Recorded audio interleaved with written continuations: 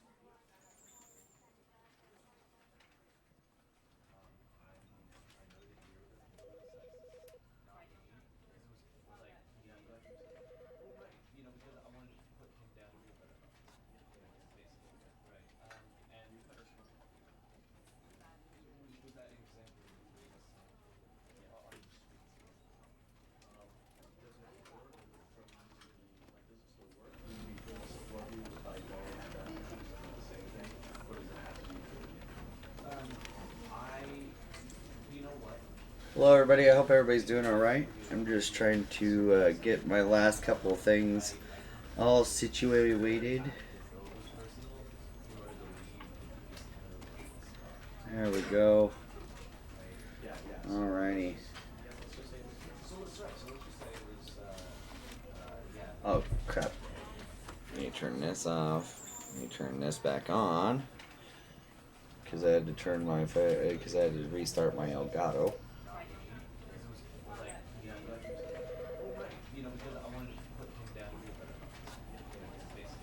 All right, and mute that. There we go.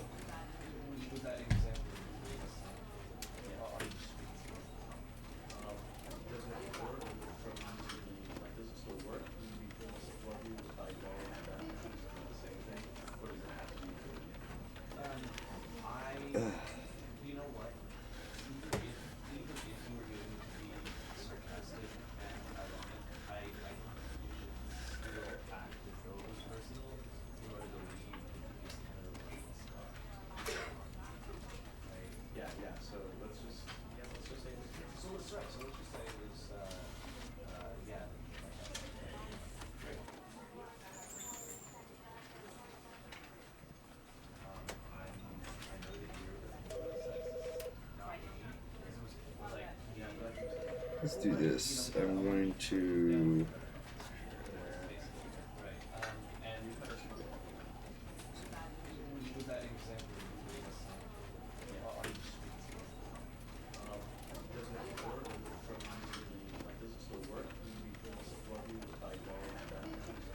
Alrighty, looks like we're ready to get started here. How's everybody doing today? I hope everybody's doing alright. Well, let's move that out of the way. Let's get that there. Let's get that there. Move those down there. Okay, so we've already went in here. We are playing the Stanley Parable Ultra Deluxe. Let's see how this all goes. Let's take a voluntary cheers break to start off our day. All right, cheers, everyone.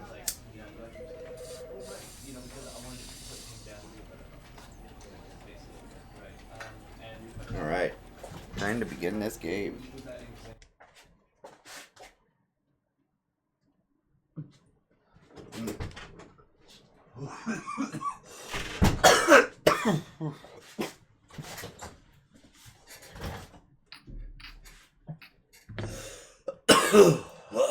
Yeah.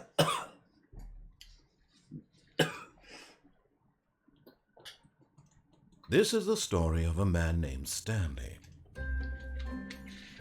Stanley worked for a company in a big building where he was employee number 427.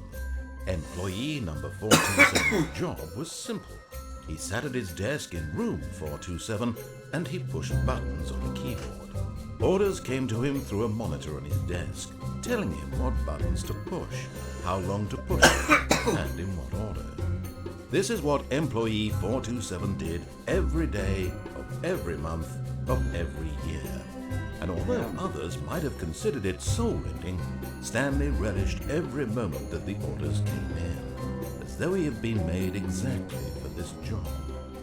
And Stanley was happy. I don't know if I'd be happy doing that.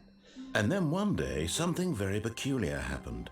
Something that would forever change Stanley. Something he would never quite forget. He had been at his desk for nearly an hour when he realized that not one single order had arrived on the monitor for him to follow. No one had showed up to give him instructions, call a meeting, or even say hi. Never in all his years at the company had this happened, this complete isolation. Something was very clearly wrong. Shocked, frozen solid, Stanley found himself unable to move for the longest time. But as he came to his wits and regained his senses, he got up from his desk and stepped out of his office.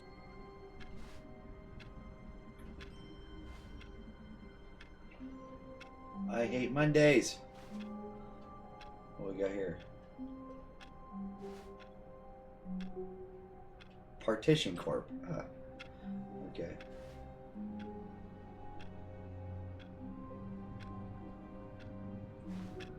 The filing cabinets are empty. Recommendations from the overnight committee. General questions. We got only 2 pencils. And oh wait, no, there's 3 pencils. There's somebody on hold. And it's almost 10 o'clock. Well, almost 11 o'clock. Okay.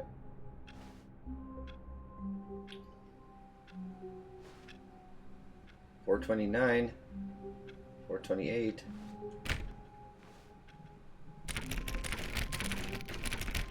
Open up. Open up. Open up. Fine. What about you? You won't open up either. All of his co-workers were gone. What could it mean? Stanley decided to go to the meeting room. Perhaps he had simply missed a memo. Oh, please. Are you really just doing this for the trophy? Click a door 5 times? Is that all you think a trophy is worth? No. I can't just give these merits away for such little effort. A measly 5 clicks? Now, suppose you were to click the door 20 times. I would say that's the kind of effort that warrants recognition. I have to say, I'm still not feeling the satisfaction of witnessing true effort for a noble cause. Perhaps 50 I'll clicks show will you. do it. Yes, almost certainly 50 clicks.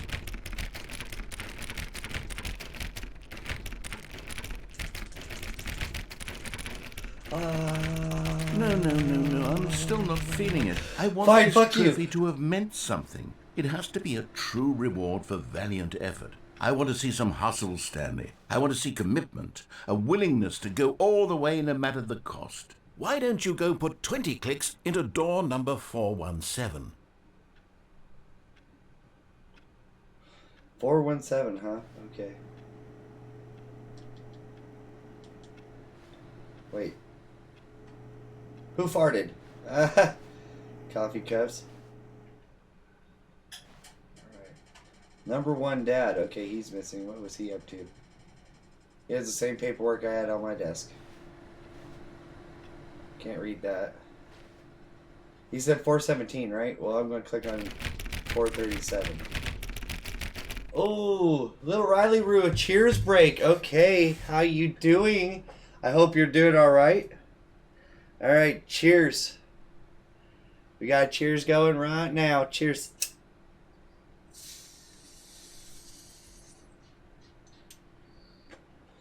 I'm not going to give it 417 though. He wants me to click 417. You know what? I think I'm not going to click 417. At least not quite yet. I'm going to go 437. See what he says to me. Still nothing.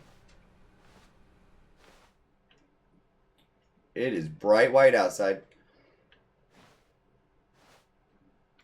No number on this door. Maybe it'll open. Damn it. Oh, 424, 422, 423. Where's 420? We need 420. What? Wait. This is bullshit. Ah, there's door 420. Okay, we need to get into this door. Come on.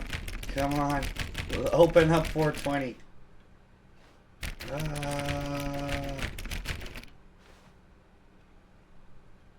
Okay. Another who farted cup. This is interesting. What do we got here? I want to pick up papers. Huh. Does it say fuck? Be my Valentine? This guy doesn't drink coffee. Oh, he actually has something on his computer. How to use help. Window eye. What? Interesting.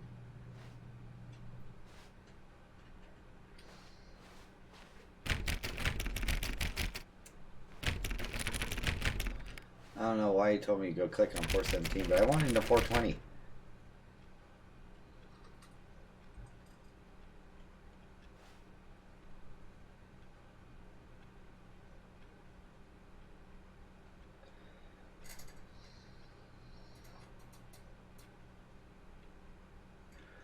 Huh.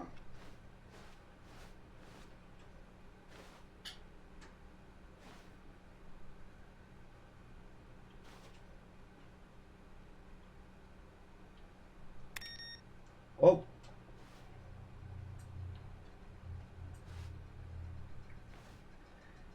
Turned him on.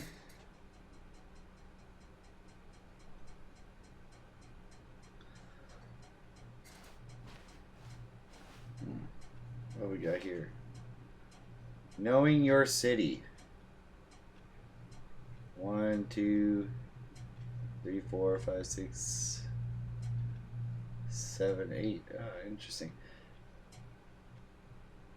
It's a cock on a wind vane.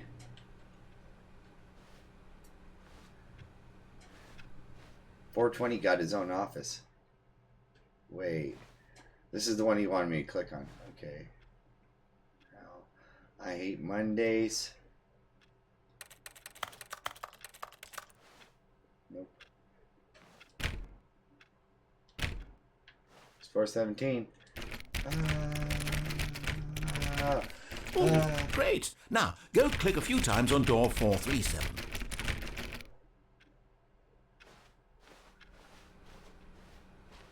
Fine. I will. I will. Wait. Excellent. I think we're getting somewhere. Now, door 415. Let's give it 10 clicks or so. Okay. Okay. We'll do 415.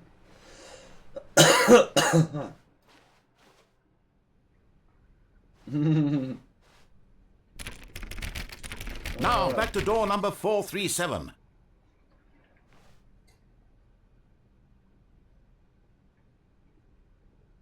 Okie dokie. I guess I'll play your game. Let's see. How about you click on, well, I don't know, the copy machine? All right, back to room 417. I'm really feeling it now. I think we're getting somewhere. The hell?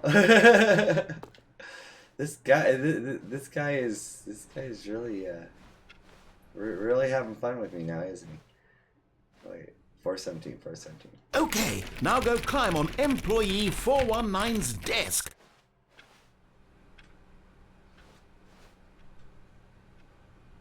Climb on it. Oh, crap. Wait, what? Yes! This is great! You're putting it all on the line, Stanley. I like that. All right, let's keep it up. Go give me a few clicks on door 416. Okay, 416. Going to 416. We've almost got it. Now the copy machine, do that one again. Okay. Copy machine. I'll get the copy machine. I promise you, voice in my head. Finish it off, Stanley. 5 clicks on door 430. 1, 2, 3, 4, 5. Yes! We did it! Oh, wow. That felt amazing. Oh, you really earned it, Stanley. Nothing could hold you back. Yes, I'm very proud of how far we've come today.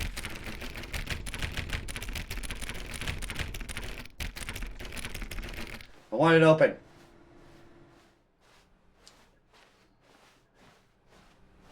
Wait, you don't like me?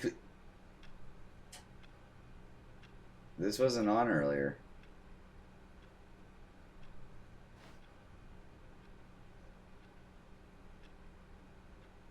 Surname access.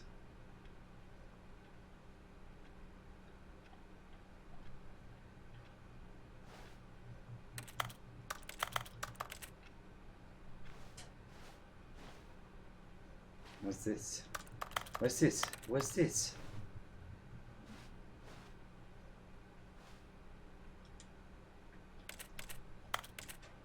Won't turn on.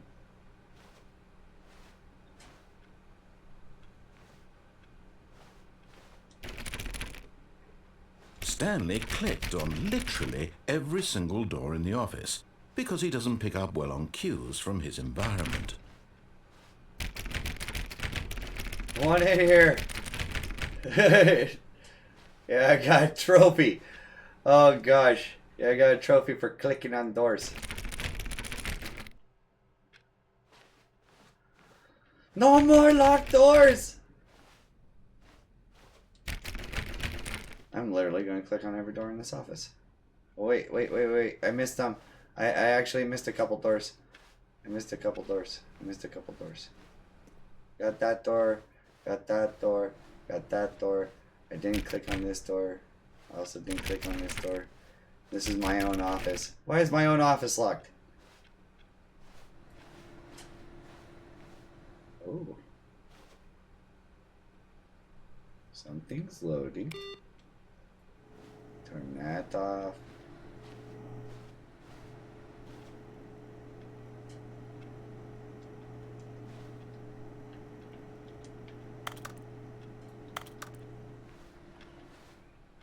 Can't turn that one on.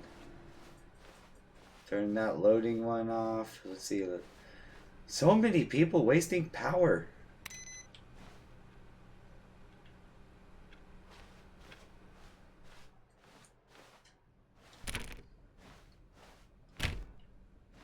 Ooh. What we got in here? 4B3. Huh? Sales this quarter.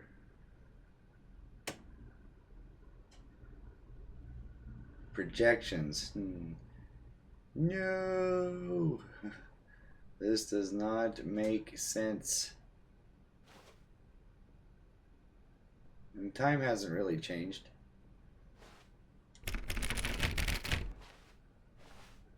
Ooh. When Stanley came to a set of 2 open doors, he entered the door on his left. Door on my left?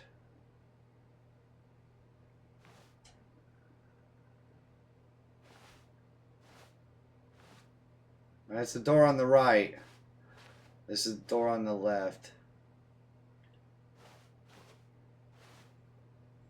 I don't know. I feel like I need to go through the other... I need to go through the door on the right just to get his reaction.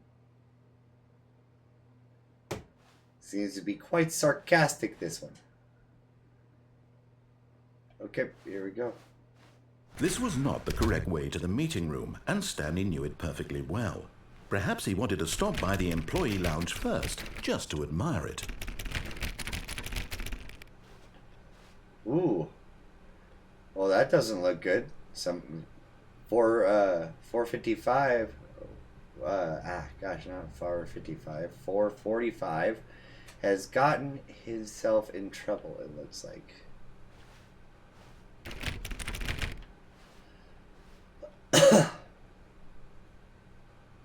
Nice.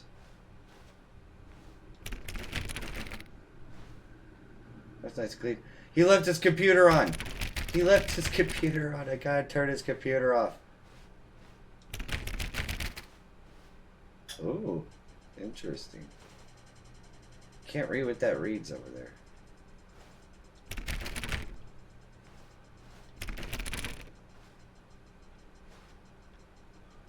He's just messy, this guy. 450.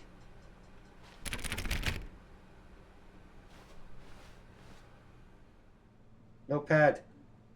Ah, yes, truly a room worth admiring. It had really been worth the detour after all, just to spend a few moments here in this immaculate, beautifully constructed room. Stanley simply stood here, drinking it all in.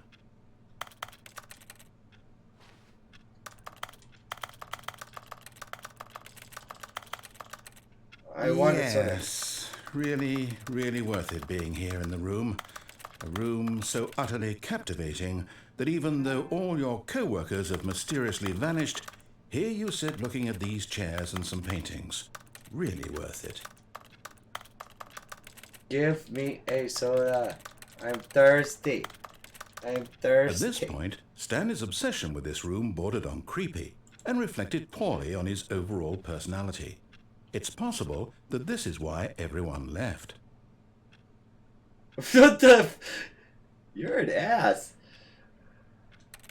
I want soda, damn it. Stanley sat around waiting for more dialogue, but when a long time had passed and there was no more, he decided that the game was trying to send him a message.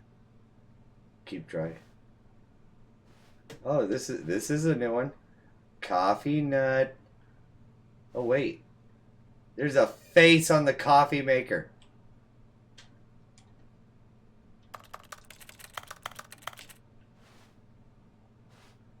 But at last, he'd had enough of the amazing room and took the first open door on his left to get back to business.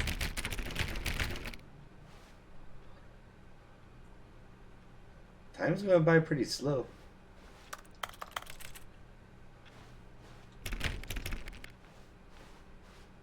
$454, that's a good size Chevy engine.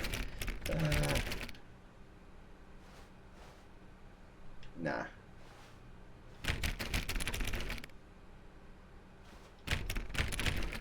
We go there last.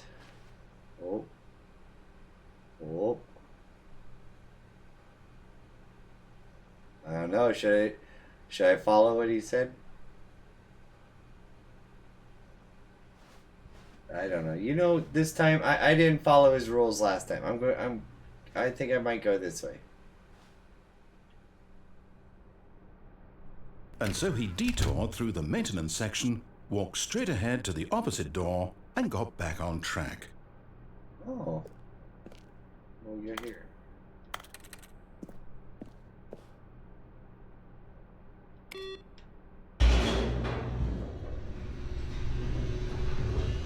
Oh, I found an elevator.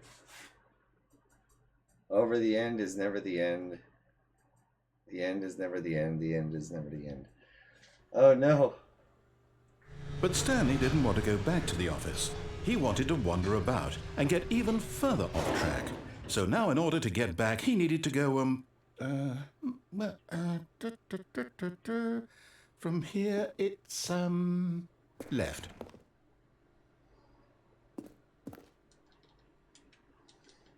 I can't even play with that door.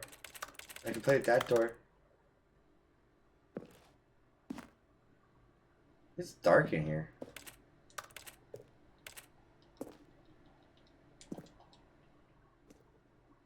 Okay. Oh, no. No, it's to the right. My mistake. No, not the right. Why would I have ever said it was to the right? What was I thinking? Are you It's lost? Clearly... Oh, dear. Would you hold on for a minute, please? Now, let's see. We went down right, left, down, left, right. Yep. Okay, yes. I've got it now. This story is absolutely, definitely this way.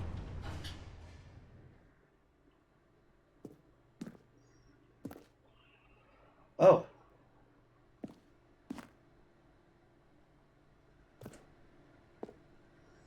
Ooh, what's this? What's this? What's this? There's wonder everywhere.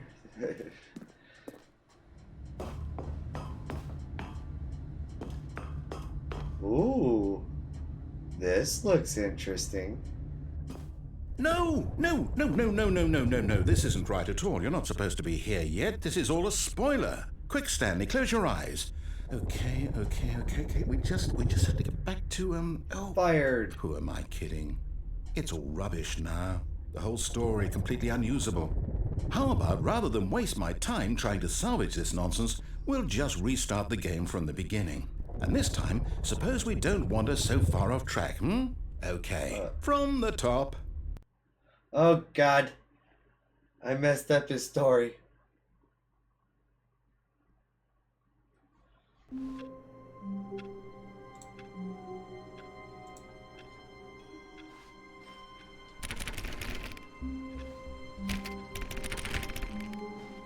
All of his co-workers were gone. What could it mean? Stanley decided to go to the meeting room. Perhaps he had simply missed a memo.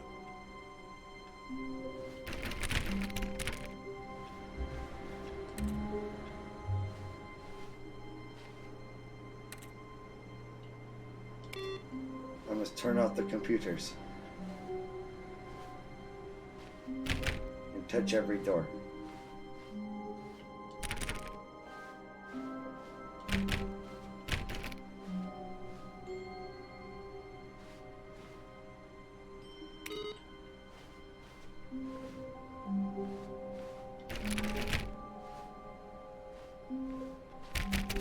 I want into the 420 room.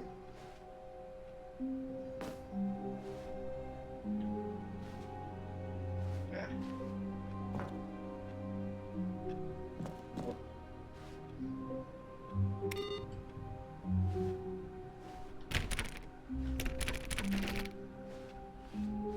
Where are you, Mr. Narrator?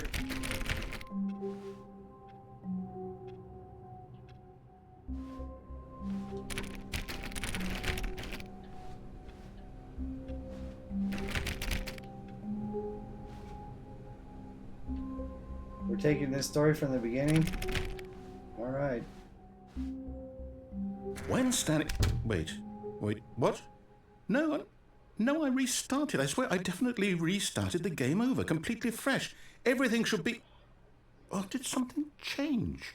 Stanley, Did you change anything when we were back in that room with all the monitors? Did you move the story somewhere or... Hold on. Why am I asking you? I'm the one who wrote the story. Yeah. It was right here just a minute ago. I know for sure that it's here somewhere. Okay, then. It's an adventure. Come, Stanley. Let's find the story.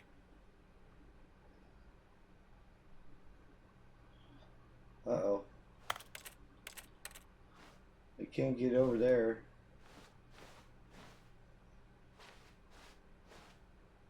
That's the same room. That's where I went last time. This is the new one. This is a different way. It leads into that one. PC or console? Console. It is on console. I'll say it. This is the worst adventure I've ever been on. I can promise you there definitely was a story here before. Do we need to restart the game again? Well, I find it unlikely that we'll ever progress by starting over and over again, but it's got to be better than this. Okay, let's give it a shot. Why not? What? Running smooth for console, to be honest. Yeah, it actually is running pretty smooth. Damn you! Why'd you do this to me? I just want to press my buttons on my computer. Alright. Ah, he won't even... He's not letting me click on the doors. All of his co-workers were gone. What could it mean? Stanley decided to go to the meeting room. Perhaps he had simply missed a memo. Alright, I'm trying to click on every door. It's not letting me click on the doors anymore.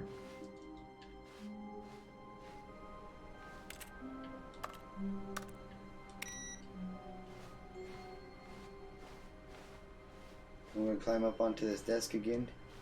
Ah! Alright. And I need to turn off this guy's computer. They're all wasting power. Screw shutdown procedures. It's just power button. Oh, I can actually click on this one.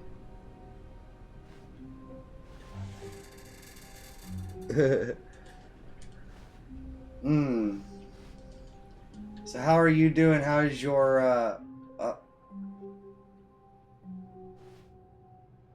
So how's your stream going? Okay, yep, it's worse. I might be remembering this wrong. It's possible the story is back where we just came from. Why don't we go back the other direction and see if we missed anything? And how are you doing over there, little Riley Roo?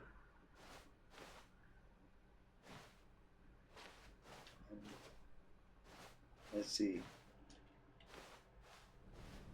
Let me open this up.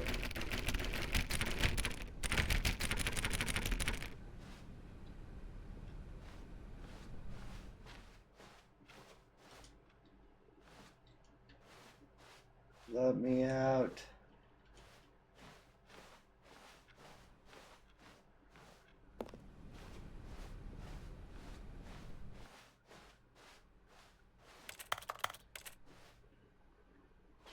There's a door here, two, and there's one over there.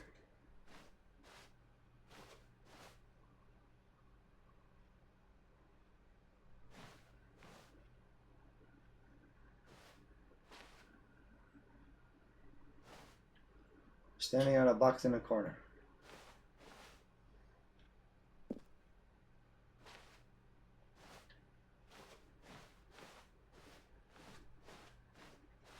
What am I to do? Stanley, you gotta figure this out. So far, this is the only door I can click on.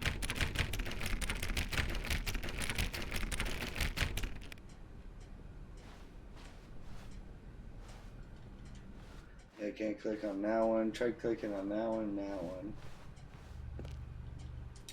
And aha! Oh. I knew we'd miss something. The story. Here it comes.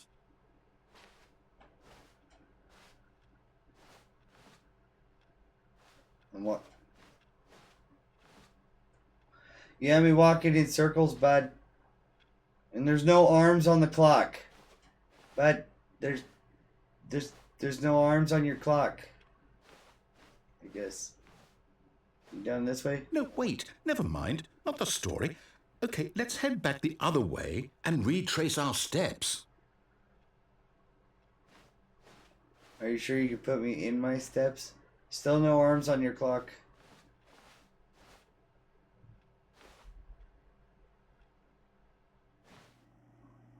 Where the hell are we now, narrator?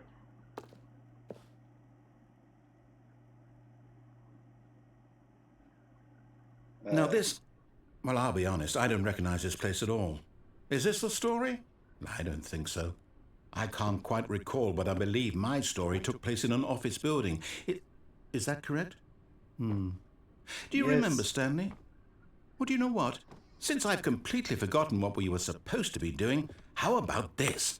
You win! Congratulations! Yay! I know you put in a lot of hard work, and it really paid off, so good job. God, I really screwed it up. No, I don't feel right about this at all. We both know you didn't put in any actual work for that win. Some people win fair and square, and this was not one of those situations. Okay, I'm getting weirded out by whatever this place is. I don't care what might happen this time. I have to restart. Whoa. Dang.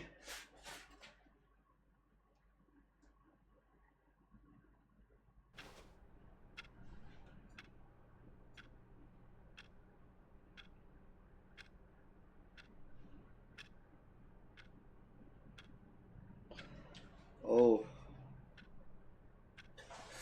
The Stanley Parable. Oh, God.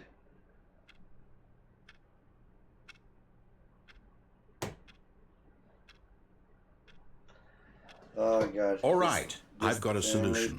This time, to make sure we don't get lost, I've employed the help of the Stanley Parable Adventure Line. Just follow the line.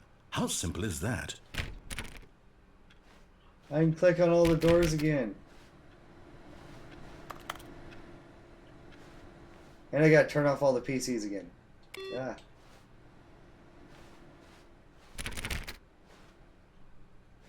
Stay on the line. Stay on the line. Click the door. Stay on the line.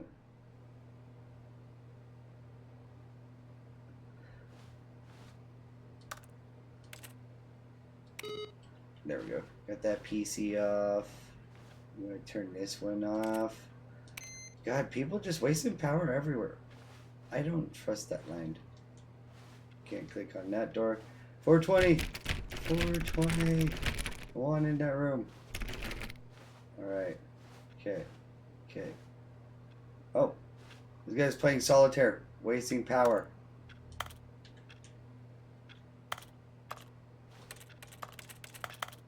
I can't turn off his PC.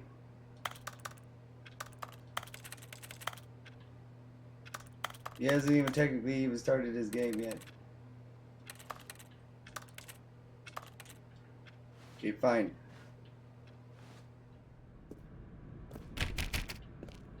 Haven't been back here yet.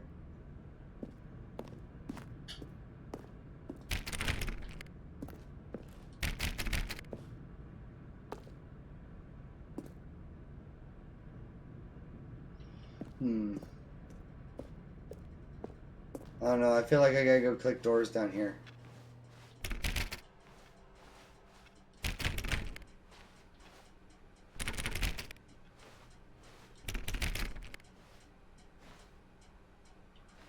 And that room is empty.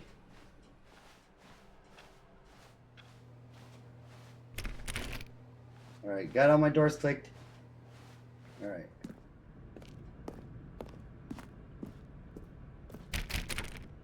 You see? The line knows where the story is. It's over in this direction. Onward, Stanley, to destiny. Nope. Here's a thought. Wouldn't wherever we end up be our destination, even if there's no story there? Or to put it another way, is the story of no destination still a story? Simply by the act of moving forward, are we implying a journey such that a destination is inevitably conjured into being via the very manifestation of the nature of life itself? Okay, Stanley, I need to follow this train of thought for a minute. Just stick with me. Now, we can both agree that the nature of existence is in fact a byproduct of one's subjective experience of that existence, right? Okay. Now, if my experience of your existence rests inside of your subjective experience of this office, is this office in fact the skeleton of my own relative experiential mental subjective construct? Whoa. Hang on. Possibly. That got a bit weird back there. Well, I'd like to apologize. Not sure where I was going with all that. You know what? I think what we need right now is a bit of music to lighten the mood. What the heck?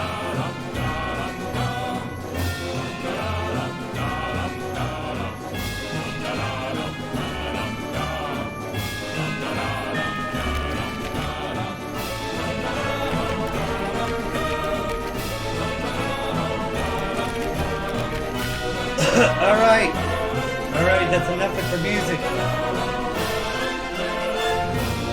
Okay, narrator,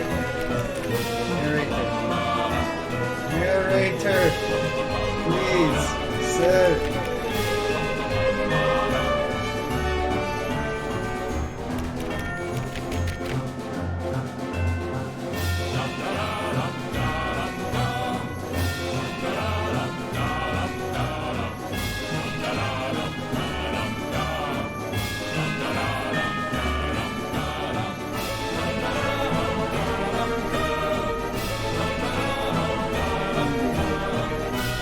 I'm gonna explore back this way, see how bad it is.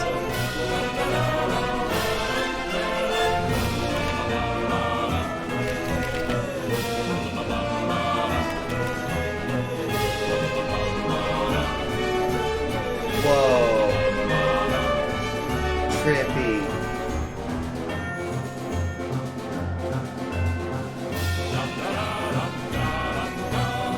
You wrote a loop into this thing.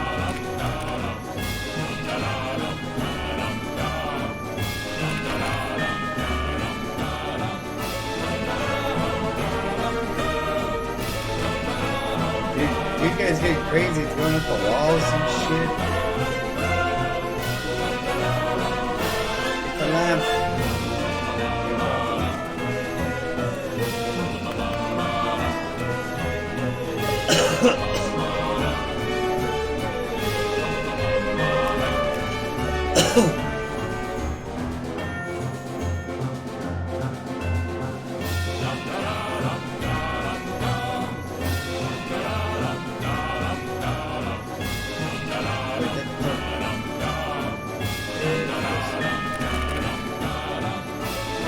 Okay, narrator, please. Please, sir.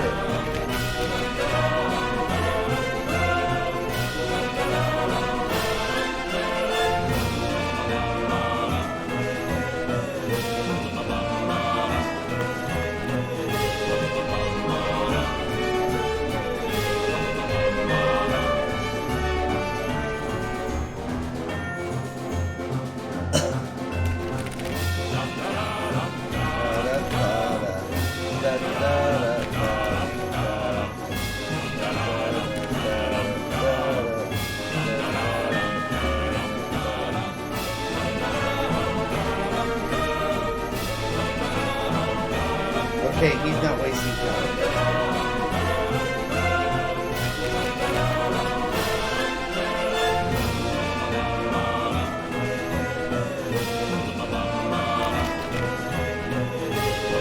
Narrator! Come on, narrator.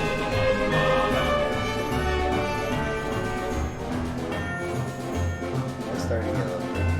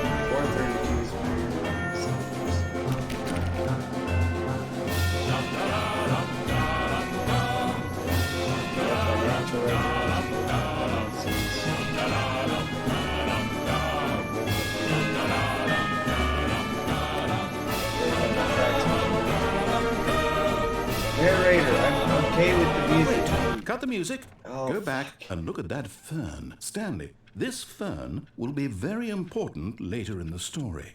Make sure you study it closely and remember it carefully. You won't want to miss anything.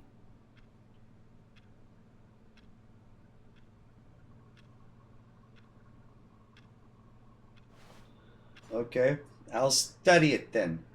You wanted to blare that damn music. My God. Da da da da da da da. And then look at your fucking line here. What is going on with you, Mr. Narrator?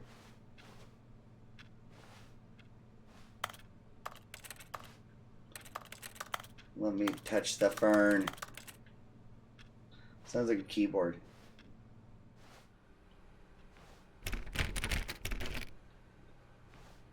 As soon as I find a door that opens, I'm going into it.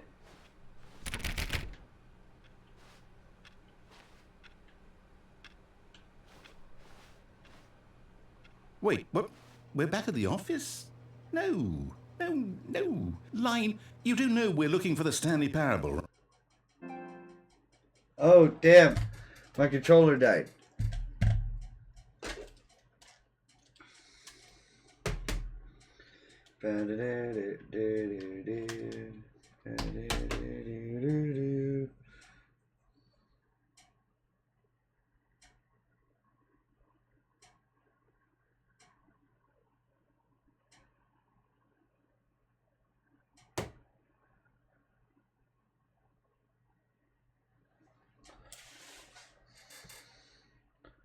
Alright, so now we got the controller back. Right? The story?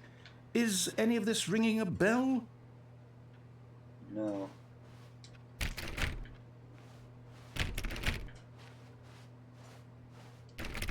I am going to jiggle all the doorknobs and press fax on all the fax machines and copiers.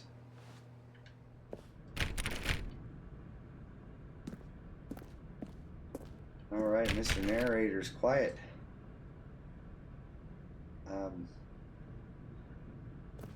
Oh, no, not again, Line. How could you have done this to us? And after we trusted you, after everything we've been through, you... Oh, I can't take this anymore. To hell with it. Restart. Ah! The end is never the end. The end is never the end.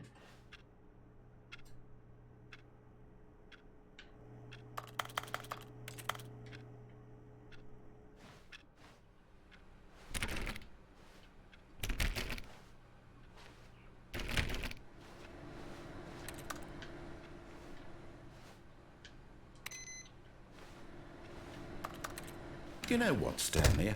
I say forget the adventure line. What's it ever done for us? We're intelligent people, right? Why can't we make up our own story? Something exciting, daring, mysterious. Ooh, this all sounds perfectly doable. Why don't we simply start wandering in, well, I don't know. How about this direction?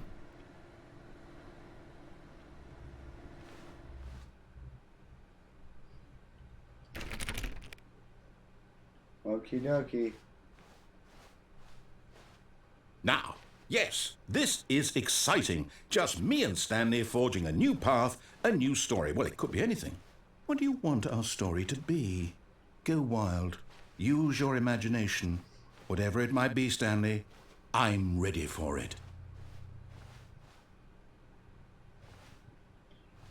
Okie dokie.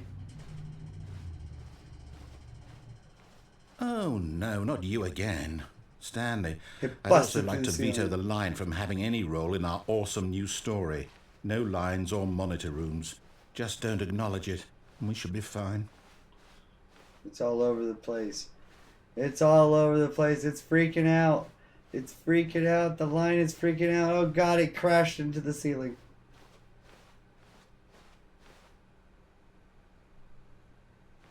Oh, Ah, a choice. We get to make a decision. From here, the story is in our control. How important we mustn't squander the opportunity. In fact, I believe I need a minute to think here. Just walk in circles for a minute. Okay, so I know that each door has to lead somewhere. which means that somewhere at the place where we're trying to go, there must be a reverse door that leads here. And that in turn means that our destination corresponds with the counter-inverted reverse door's origin. So starting from the right, let us ask, will taking the right door lead us to where we're going? Oh God, I'm and getting since dizzy. the answer is clearly yes, then by all accounts, the door on the right is the correct one. Another victory for logic. Come, Stanley, our destiny awaits.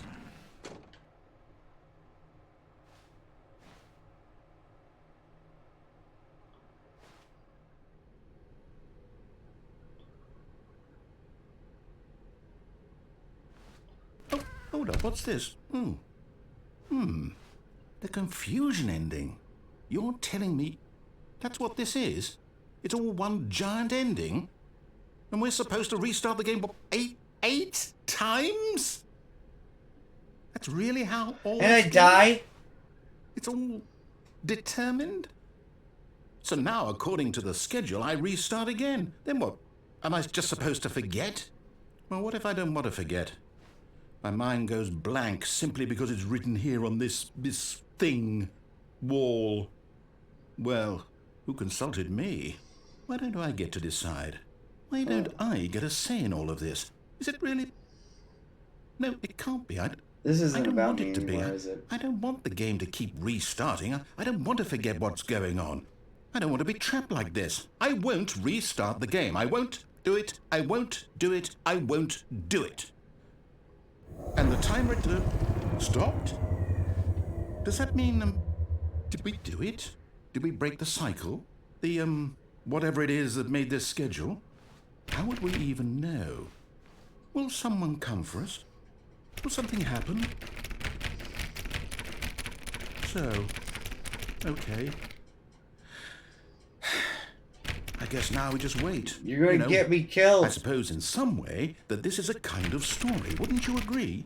I'm not quite sure if we're in the destination or the journey, though they're always saying that life is about the journey and not the destination. So I hope that's where we are right now. We'll find out, won't we? Eventually. Well, in the meantime, if you... Whoa. Buzzer and restart.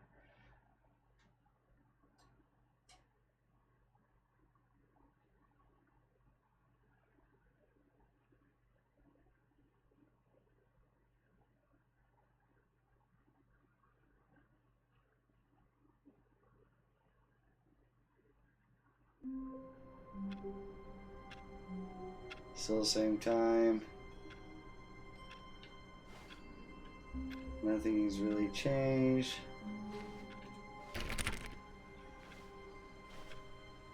Nothing's changed in there. All of his co-workers were gone. What could it mean? Stanley decided to go to the meeting room. Perhaps he had simply missed a memo. No matter how hard Stanley looked, he couldn't find a trace of his co-workers. Stanley went around touching every little thing in the office, but it didn't make a single difference, nor did it advance the story in any way. I like work, just hate my boss. Huh.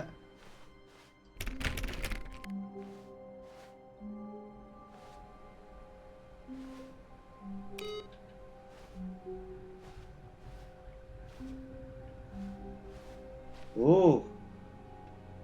Awaiting input.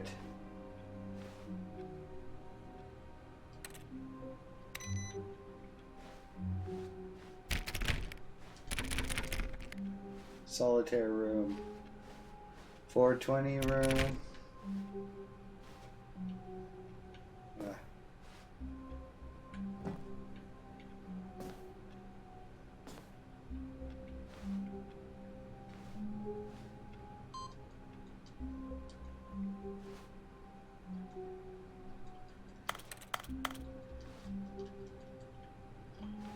I put in an input. Let me put in more.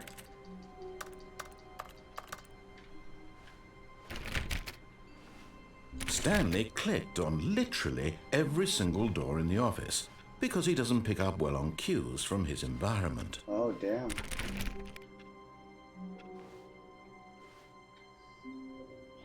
He's so mean to me. I don't pick up well on cues. When Stanley came to a set of 2 open doors, he entered the door on his left. I almost want to break the story again.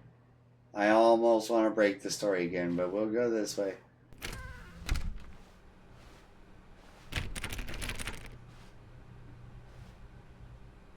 He's wasting power in their narrator.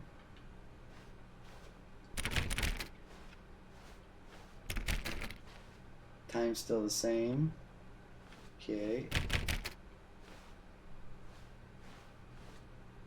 Meeting room. Yet there was not a single person here either. Oh, Feeling a wave hey, of Decky. disbelief, Stanley decided to go up. Hey, thank you for the raid, Decky. You're amazing. Thank you guys for all stopping by and saying hi. We're playing the Stanley Parable Ultra Deluxe here on PlayStation 4. How are all of you guys to his doing? boss's office, hoping he might find an answer there. Okay, we're gonna go to the meeting room, floor 4XX, group planning, cabal. Okay, weekly targets. Do not alter without consulting whiteboard manager. Rip friends. Alright, let's see. Wait. What? Oh, just slide. Alright. Oh, we got here. TPS report, and it's upside down.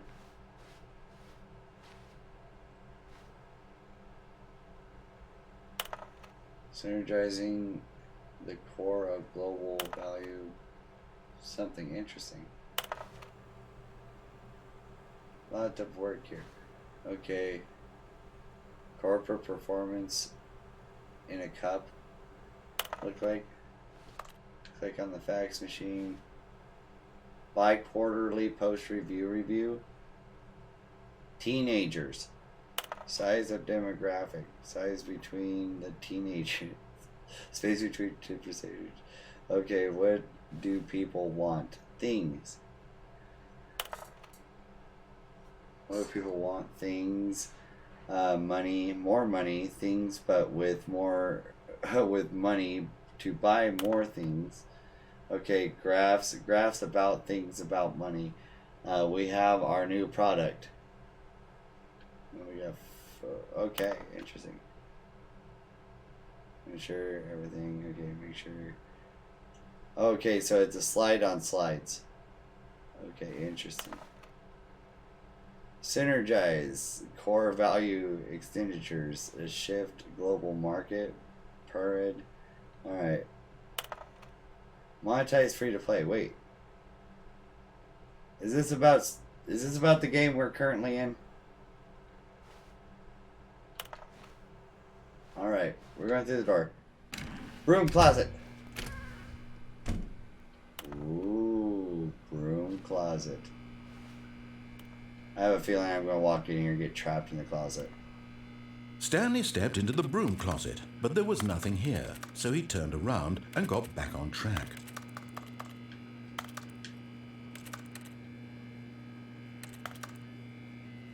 There was nothing here. No choice to make, no path to follow, just an empty broom closet.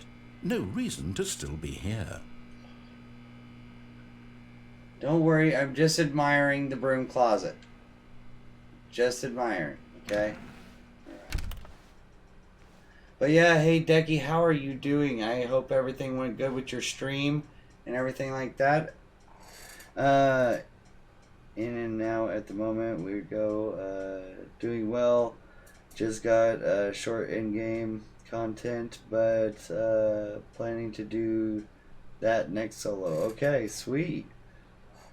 But yeah, thank you guys all so much for being here. Coming to a staircase, Stanley walked upstairs to his boss's office. Ooh, It's red down there.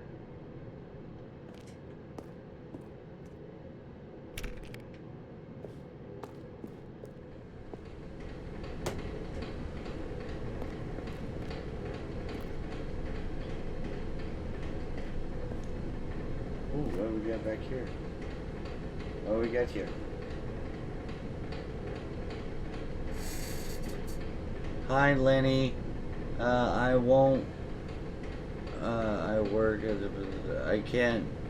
They got like a little. They got a little animal. They got a little guy on a fucking. They got a little Sona on a motorcycle here, riding through the desert.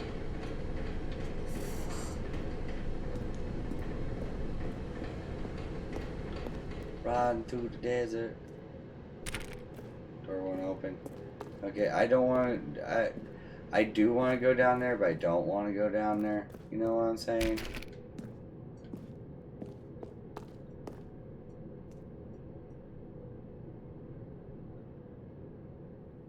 This is the boss's office.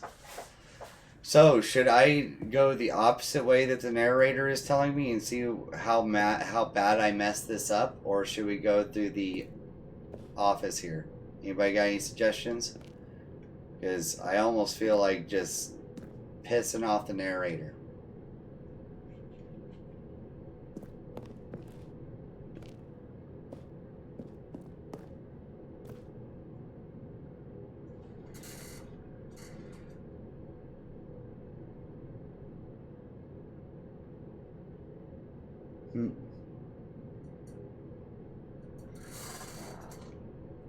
All right. Let's see.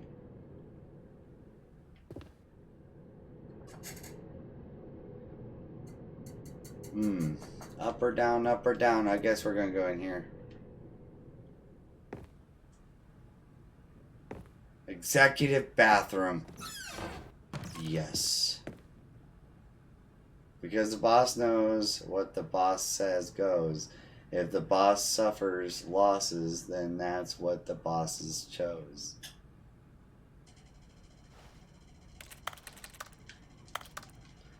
Mr. Narrator, there's a very fancy bathroom in here.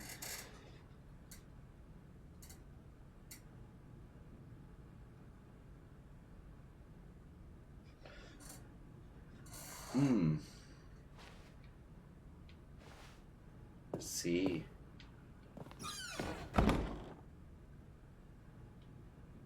Close the bathroom on me. No! Alright. Let's see. You wasting power? Good. Good, you're not wasting power. What's this we got here? Business time. Okay. Interesting. And the beige pages.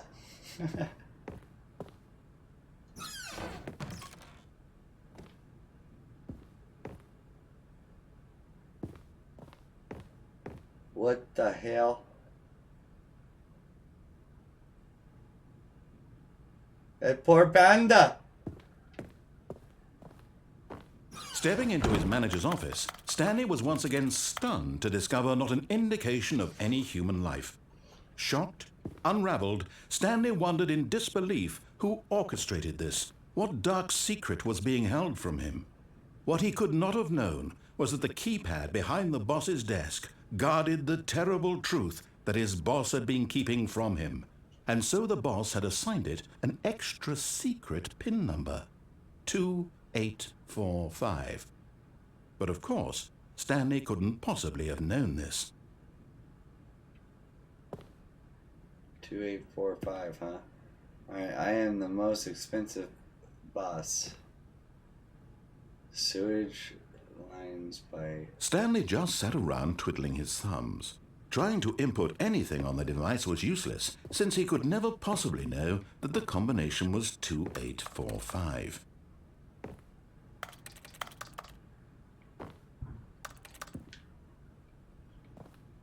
$2845.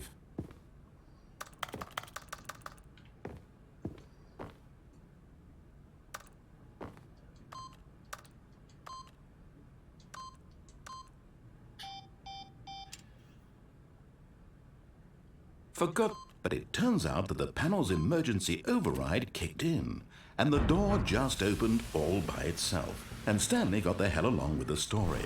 Well, whoop-de-doo. Whoa. Damn you, narrator.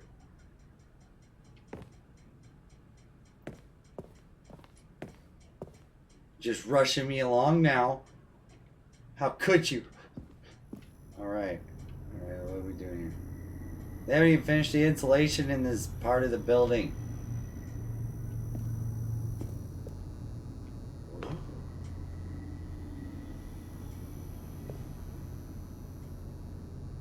Okay, I can't fall down the crack.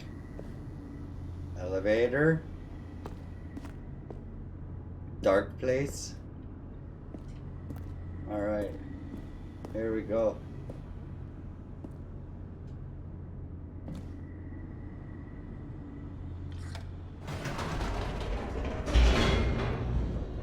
I pressed the up button. I pressed the up. Loading, loading, loading, loading, loading, blah, blah, blah.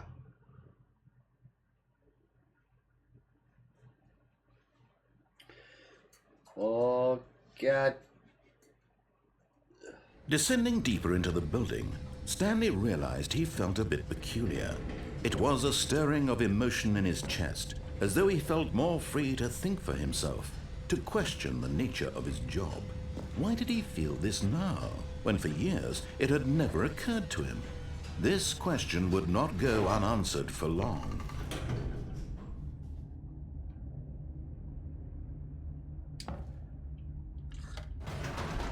I'm not ready. Whoops, nope, never mind. Stanley actually got back into the elevator and went back up. Silly me. Why did Stanley do that when he knew that it would just lead back to his boss's office? Well, that's a great question. I just can't wait to find out.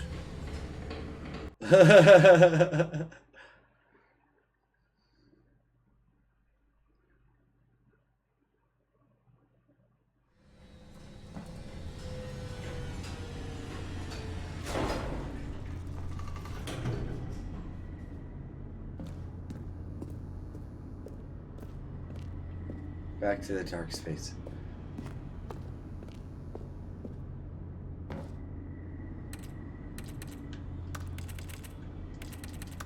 Just want to ride on the elevator. Here we are, Stanley. It's your boss's office. Exactly the way it was before you got onto the elevator. It's still just exactly what it is. What a decision you've made to come up here and look at the office again. This has fleshed out the plot of the story in new and fascinating ways I could have never anticipated. It's that keen eye for storytelling that you have, an incisive rapid fire of critical plot points, one after the other, weaving a rich tapestry of uncompromising narrative. Wow! I'm bolted to the edge of my seat.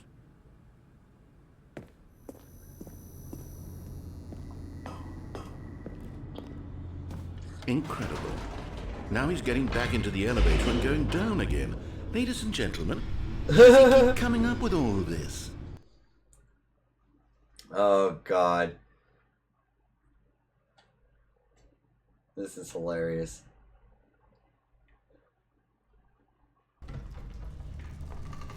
Mr. Narrator, could you please just open the door?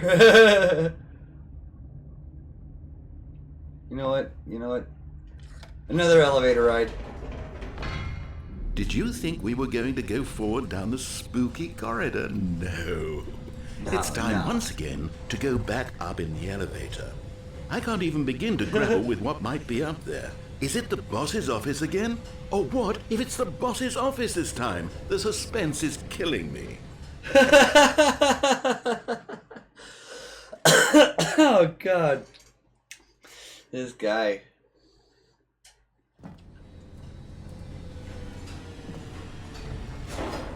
Mr. Narrator, Mr. Narrator.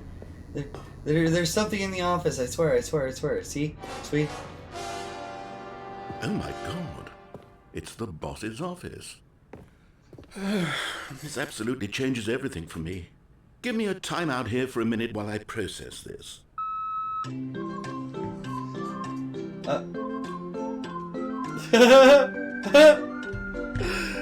He took a BRB. Okay, I'm ready.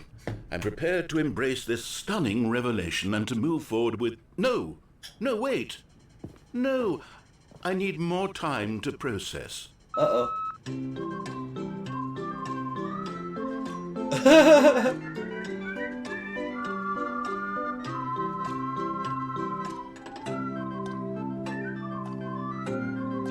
Oh gosh. He's really taking a long time to process All right. this. I have fully come to terms with it. I have made space in my worldview for this astonishing new reality.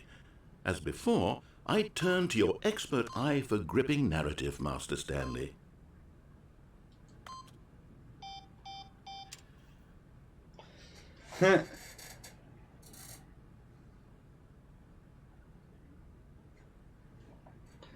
All right, we're gonna go on a ride on the elevator. We're gonna go on a ride on the elevator, and let's just see how much Of course. Mr. Narrator Going back likes it. down in the elevator. How did I not anticipate it? I mean, sure, now it's obvious, but you have to understand that 30 seconds ago, this kind of thing had never been attempted before. I had no frame of reference to even anticipate it. That's just how revelatory Stanley's decision-making is. A breath of fresh air in a landscape of storytelling that has grown stale and repetitive.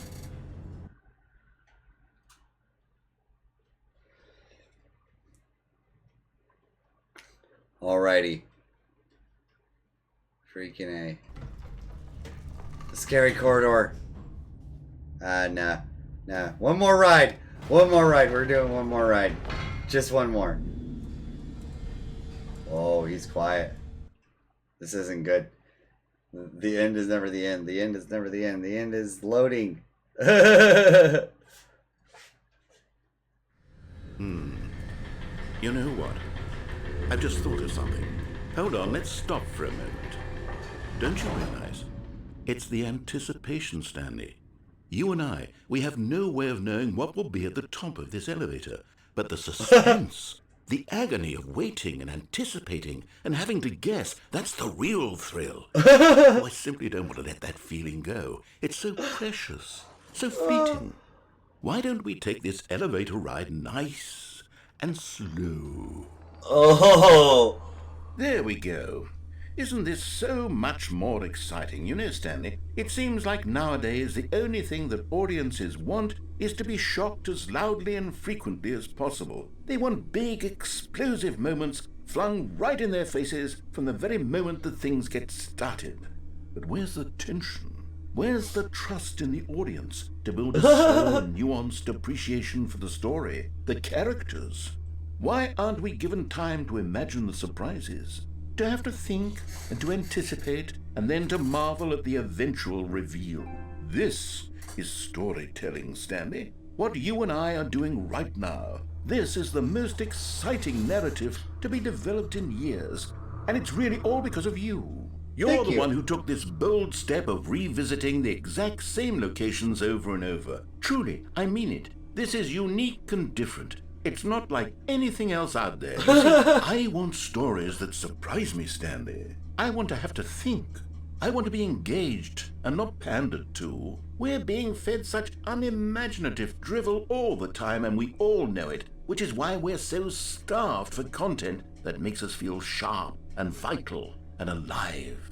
That's why people like you so much, Stanley. Because you're not afraid to spit in the face of tradition. You're a role model, you know? People look up to you. Which is why, oh, I didn't know when to spring this on you, but, well, I've gathered a little press conference for you, so that you can talk about your work and your storytelling and your life. Yes, I know you're not much for the public eye, but I thought it would especially mean a lot to the people who have been following you from the beginning. They really look up to you, Stanley. I don't know if you realize the impact you have on them. This is the kind of gesture that might leave a tremendous impact on them for the better. Oh, good, we're here.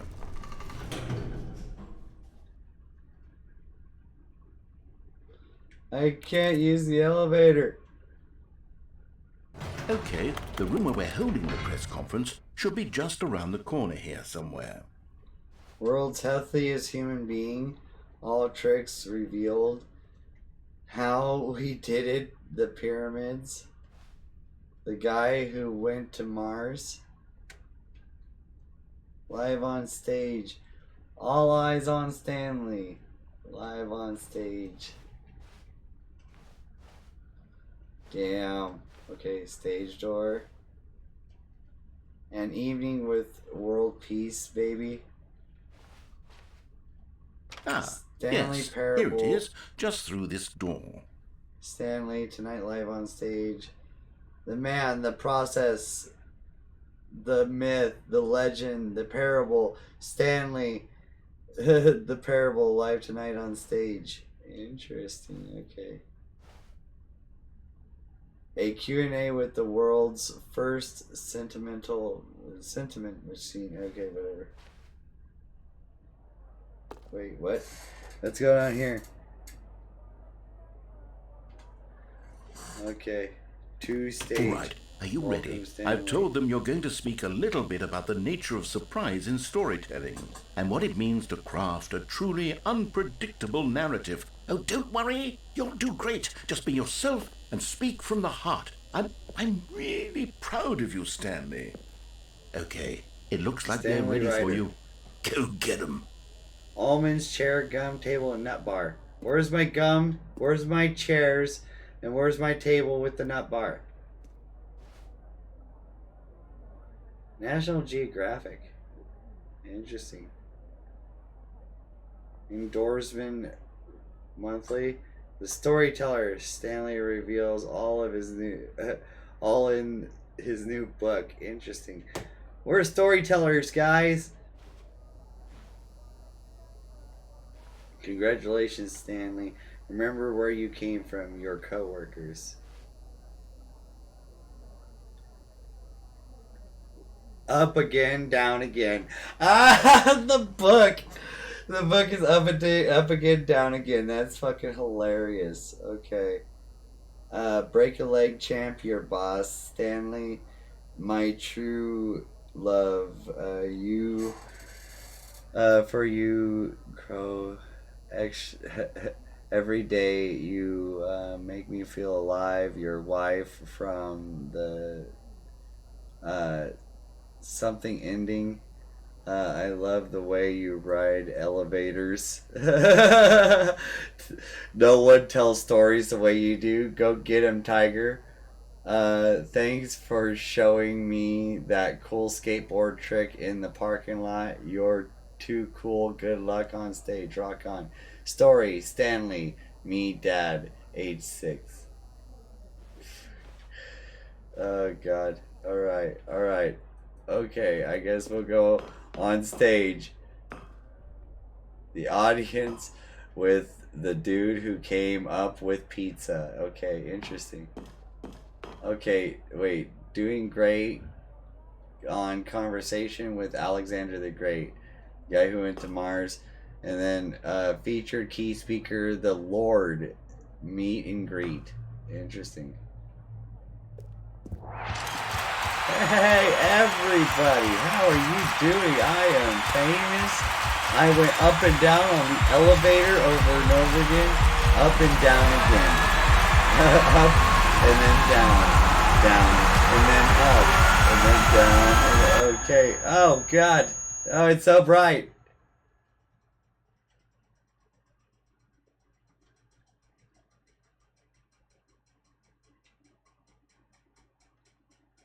Whoa. Whoa. This is crazy. The end is never the end. The end is never the end. The end is loading. Oh, God. Okay. OCDOA. All of his co-workers were gone. What could it mean? Stanley decided to go to the meeting room. Perhaps he had simply missed a memo. No matter how hard Stanley looked, he couldn't find a trace of his co-workers.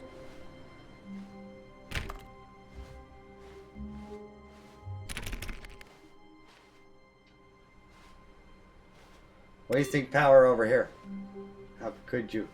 Oh. Awaiting input. Input received. Stanley went around touching every little thing in the office, but it didn't make a single difference, nor did it advance the story in any way. Stanley clicked on literally every single door in the office, because he doesn't pick up well on cues from his environment.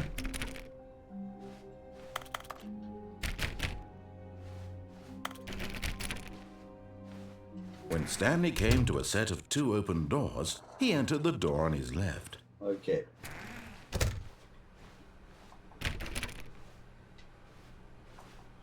Every single door must be touched.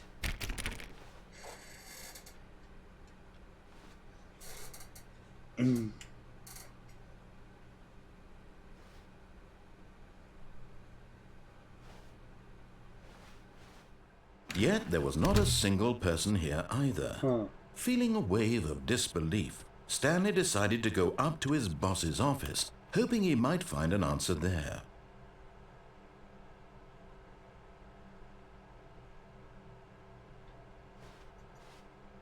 Alrighty. Slide on slides. Okay. We made it through here before. Oh! A broom closet! Oh no, oh no, no, no, no, no, no, no, no, no, no, not again. I won't be part of this. I'm not going to encourage you. I'm not going to say anything at all. I'm just going to be patient and wait for you to finish whatever it is you enjoy doing so much in this room. Please take your time. It's a broom closet. Alright, alright, alright. Coming to a staircase, Stanley walked upstairs to his boss's office. Alright, we're going downstairs. We have to. We just have to go downstairs. We already went to the boss's office. Let's see. But Stanley just couldn't do it. He considered the possibility of facing his boss, admitting he had left his post during work hours. He might be fired for that. And in such a competitive economy, why had he taken that risk? All because he believed everyone had vanished? His boss would think he was crazy. And then something occurred to Stanley. Maybe, he thought to himself, maybe I am crazy. All of my co-workers blinking mysteriously out of existence in a single moment for no reason at all? None of it made any logical sense. And as Stanley pondered this, he began to make other strange observations. For example, why couldn't he see his feet when he looked down? Why did doors close automatically behind him wherever he went? And for that matter, these rooms were starting to look pretty familiar. Were they simply repeating? No, Stanley said to himself, this is all too strange. This can't be real. And at last, he came to the conclusion that had been on the tip of his tongue. He just hadn't found the words for it. I'm dreaming, he yelled. This is all a dream. Oh, what a relief Stanley felt to have finally found an answer, an explanation. His co-workers weren't actually gone. He wasn't going to lose his job. He wasn't crazy after all. Well, He thought to himself, I suppose I'll wake up soon. I'll have to go back to my boring real-life job pushing buttons. I may as well enjoy this while I'm still lucid.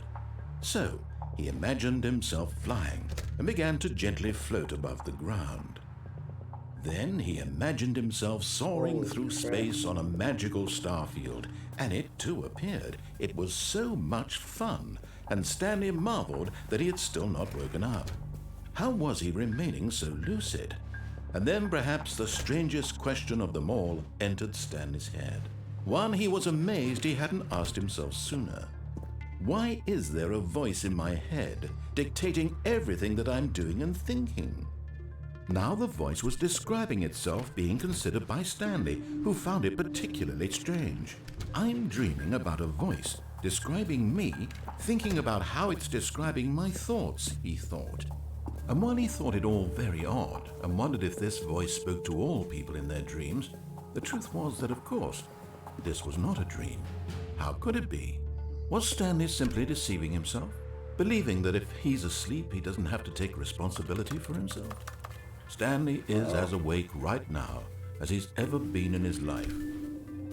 Now, hearing the voice speak these words was quite a shock to Stanley. After all, He knew for certain, beyond a doubt, that this was in fact a dream. Did the voice not see him float and make the magical stars just a moment ago? How else would the voice explain all that? This voice was a part of himself too. Surely, if he could just... He would prove it. He would prove that he was in control, that this was a dream. So he closed his eyes gently, and he invited himself to wake up. He felt the cool weight of the blanket on his skin, the press of the mattress on his back, the fresh air of a world outside this one. Let me wake up, he thought to himself. I'm through with this dream. I wish it to be over. Let me go back to my job.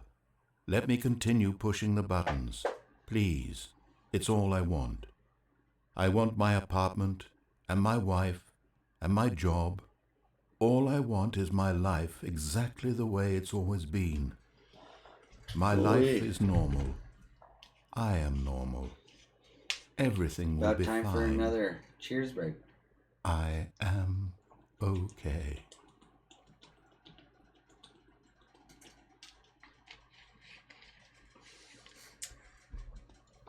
Stanley began screaming.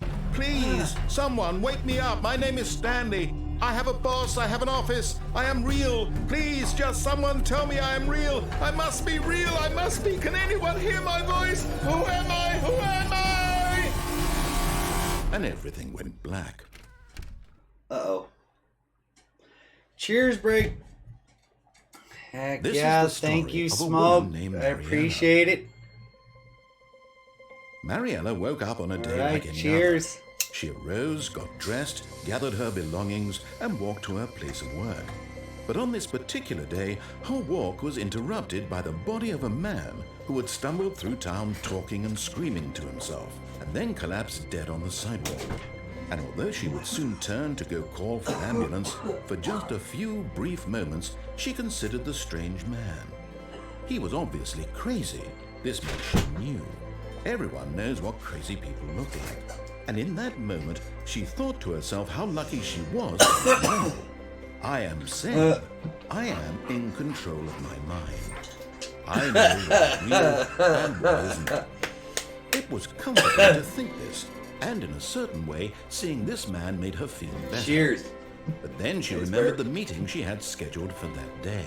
The very important people whose impressions of her would affect her career, and by extension, the rest of her life. She had no time for this, so it was only a moment that she stood there, staring down at the body. And then she turned and ran. What? She turned and ran from me? The end is never the end. The end is never the end. The end is loading.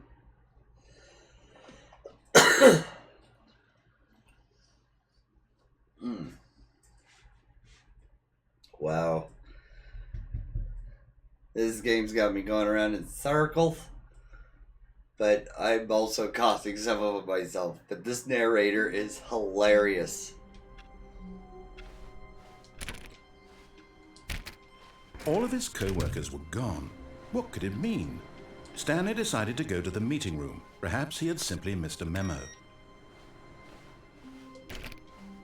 Touch every door. Turn off every computer.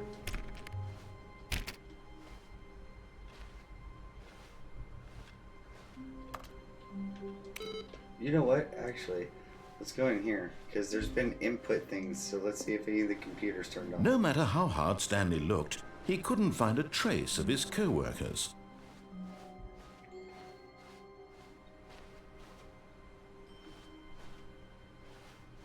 Stanley went around Stanley clicked on literally every single door in the office, because he doesn't pick up well on cues from his environment.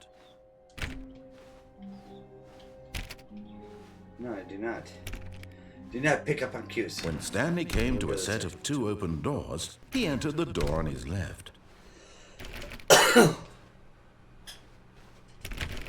Let me in to one of these doors. He called me a homeless, crazy bum just a minute ago. Yet there was not a single person here either. Feeling a wave of disbelief, Stanley decided to go up to his boss's office, hoping he might find an answer there. Let it ball up inside you. How to solve disputes with a coworker. Okay. Hey! Hey! That's my broom closet!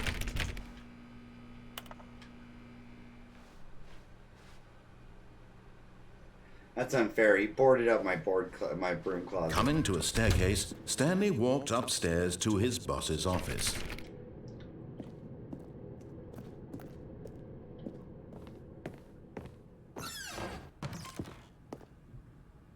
Oh, money in the morning, money in the evening, money for breakfast, money crisp.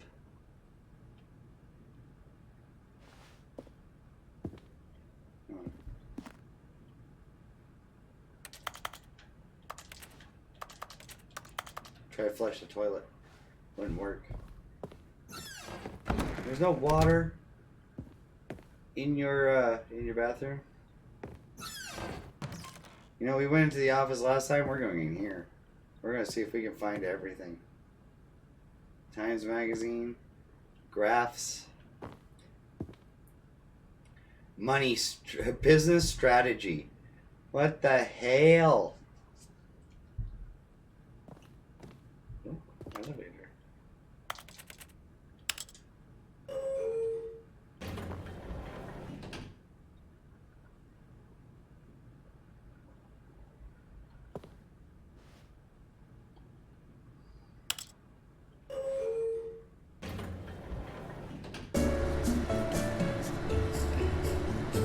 Mr. Narrator, you ain't got nothing to say about this?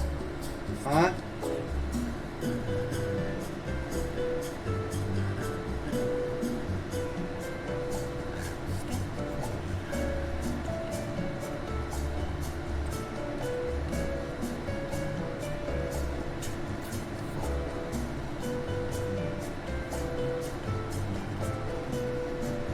Interesting.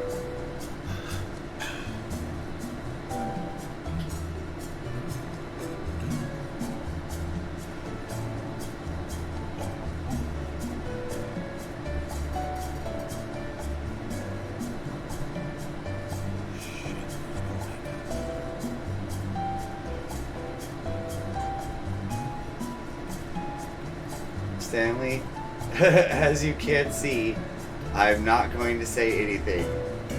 Damn it. Oh gosh.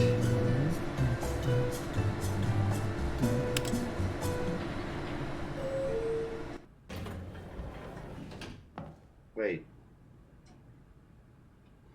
Okay, fine.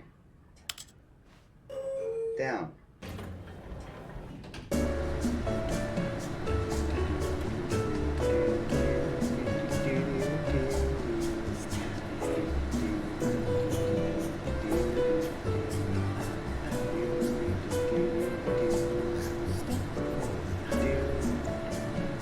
Okay, he still hasn't said anything. Thank you, Iceberg. Let's see. Oh. Slam to a stop.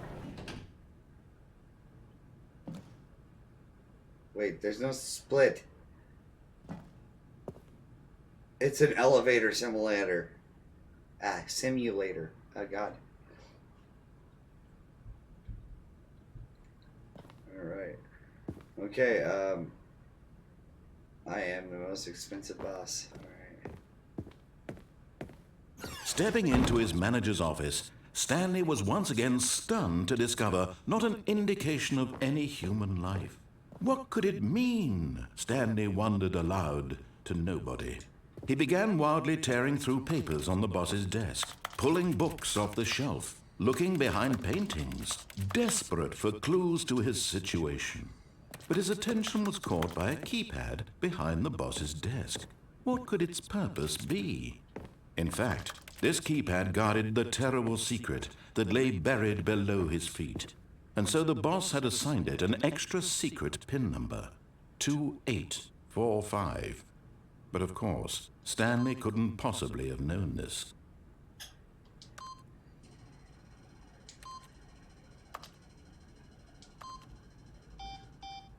Stanley just sat around twiddling his thumbs. Trying to input anything on the device was useless, since he could never possibly know that the combination was 2845. Yet incredibly, by simply pushing random buttons on the keypad, Stanley happened to input the correct code by sheer luck. Amazing. He stepped into the newly opened passageway.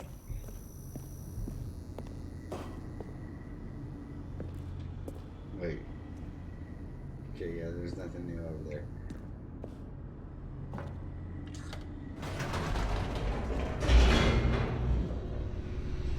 Now, who dares me to go up one more time?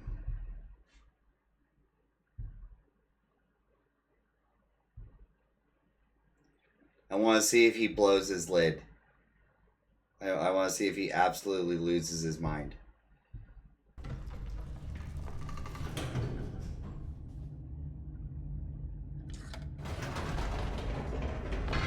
Whoops. Nope. Never mind. Stanley actually got back into the elevator and went back up. Silly me. Why did Stanley do that when he knew that it would just lead back to his boss's office? Well, that's a great question. I just can't wait to find out. Okay, is this going to repeat itself again? Alright. I thought he would lose his mind. I thought he'd go crazy. Yeah, just waste a little bit of time there.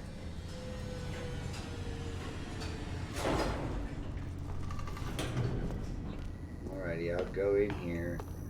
Let him say his mom. Here we are, Stanley. It's your boss's office. Exactly the way it was before you got onto the elevator. It's still just exactly what it is. What a decision you've made to come up here and look at the office again. This has fleshed out the plot of the story in new and fascinating ways I could have never anticipated. It's that keen eye for storytelling that you have, an incisive rapid fire of critical plot points, one after the other, weaving a rich tapestry of uncompromising narrative. Wow! I'm bolted to the edge of my seat. Okay, we'll go down, Mr. Narrator. Now he's getting back into the elevator and going down again. Ladies and gentlemen, how does he keep coming up with all of this? Because I'm a genius.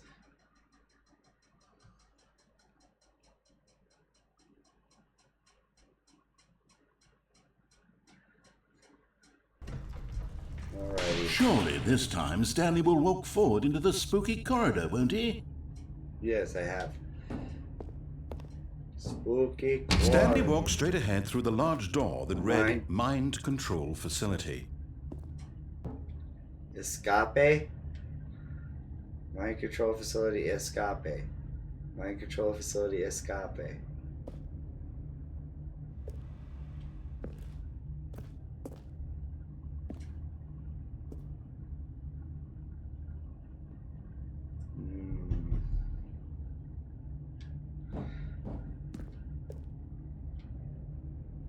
We're gonna go escape.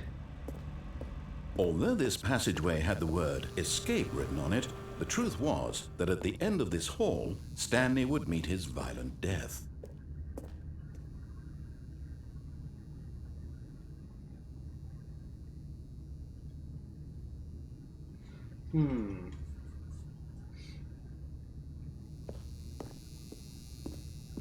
The door behind him was not shut. Stanley still had every opportunity to turn around and get back on track.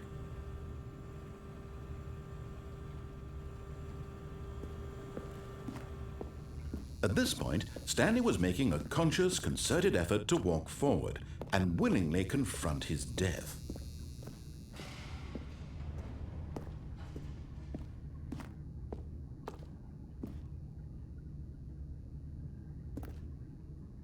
Oh.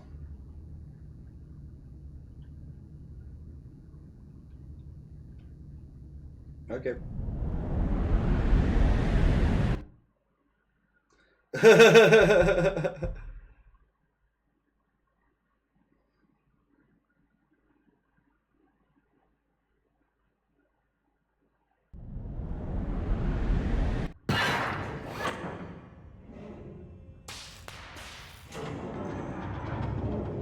As the machine whirred into motion and Stanley was inched closer and closer to his demise, he reflected that his life had been of no consequence whatsoever. Stanley can't see the bigger picture. He doesn't know the real story, trapped forever in his narrow vision of what this world is. Perhaps his death was of no great loss, like plucking the eyeballs from a blind man. And so he resigned and willingly accepted this violent end to his brief and shallow life. Farewell, Stanley. Goodbye. "Farewell, Stanley," cried the narrator, as Stanley was led helplessly into the enormous metal jaws. In a single visceral instant, Stanley was obliterated as the machine crushed every bone in his body, killing him instantly.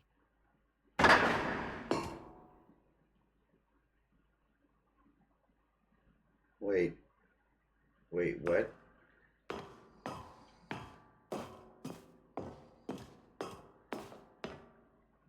The Stanley Parable. And yet it would be just a few minutes before Stanley would restart the game, back in his office, as alive as ever. What exactly did the narrator think he was going to accomplish?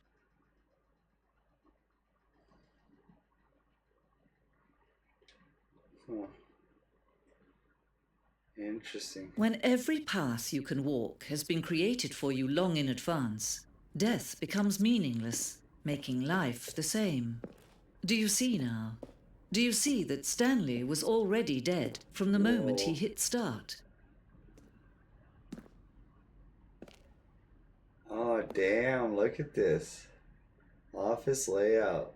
Blueprint of office shows beginning of game path of Stanley's office. Okay. Interesting. Alright. Filing cabinets. Desks. Office doors. Well, let me click on the doors. How could you not let me click on the doors? Button sounds.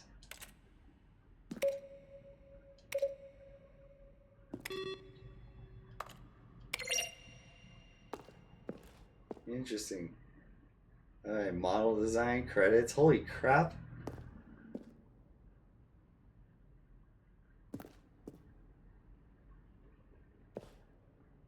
Interesting.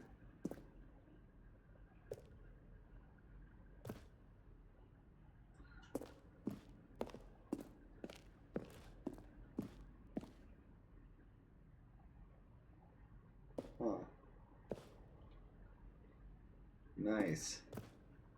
Office clock. This is interesting. It literally got dropped down into the credits of the game, and this is a very crazy way to, yeah, actually, this is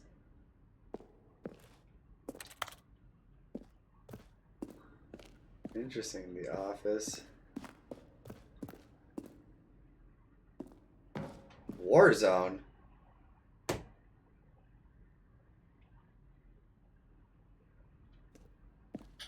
Early development, we designed an animated to Stanley.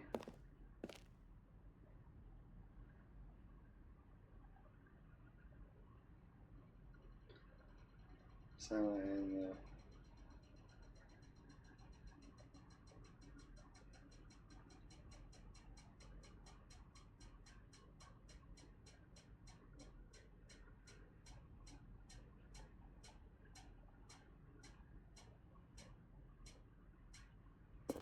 huh, interesting.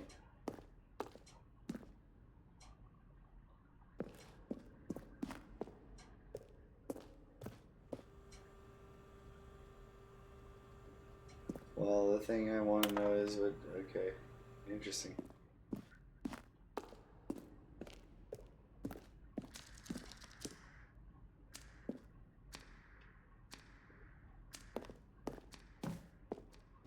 Whoa.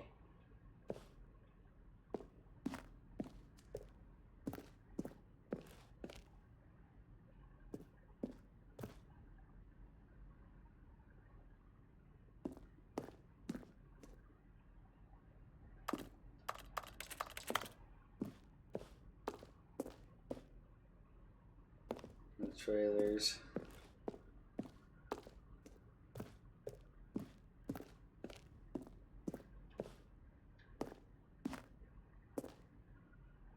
Motor elevator.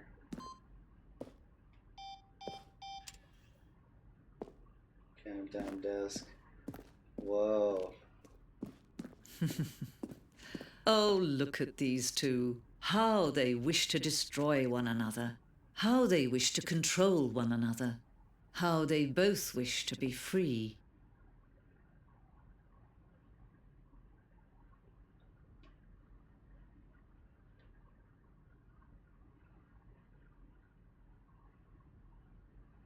Huh.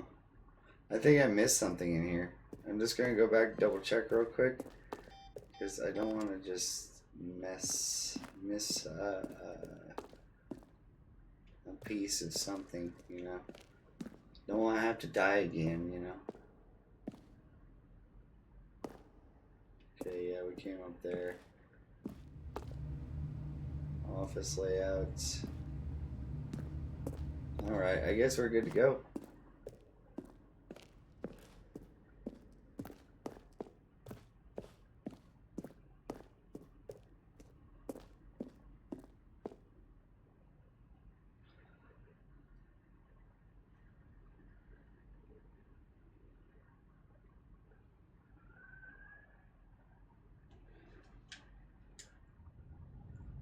Can you see? Can you see how much they need one another? No, perhaps not. Sometimes these things cannot be seen. But listen to me. You can still save these two. You can stop the program before they both fail. Turn off your PlayStation. There's no other way to beat this game. As long as you move forward, you'll be walking someone else's path. Stop now and it'll be your only true choice. Whatever you do, choose it. Don't let time choose for you. Don't let... Yes. Wow.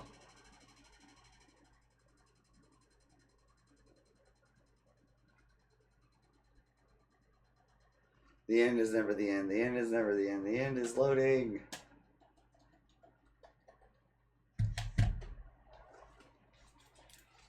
Oh, yeah. Big stretch.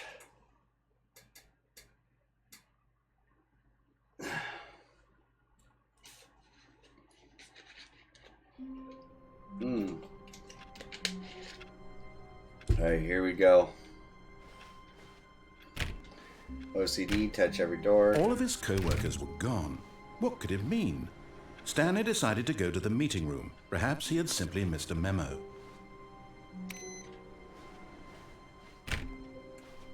Whoa.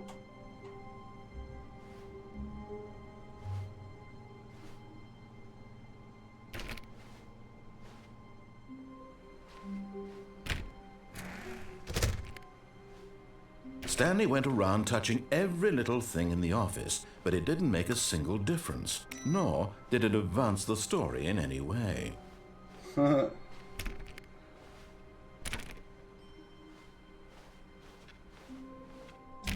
Alright, so somewhat the same.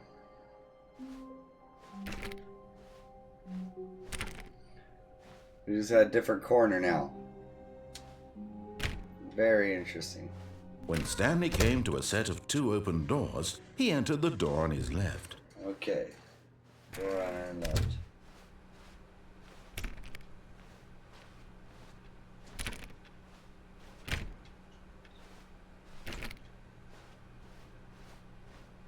Yet there was not a single person here either. Feeling a wave of disbelief, Stanley decided to go up to his boss's office, hoping he might find an answer there. Broom closet is still nailed shut. Coming All to a right. staircase, Stanley walked upstairs to his boss's office.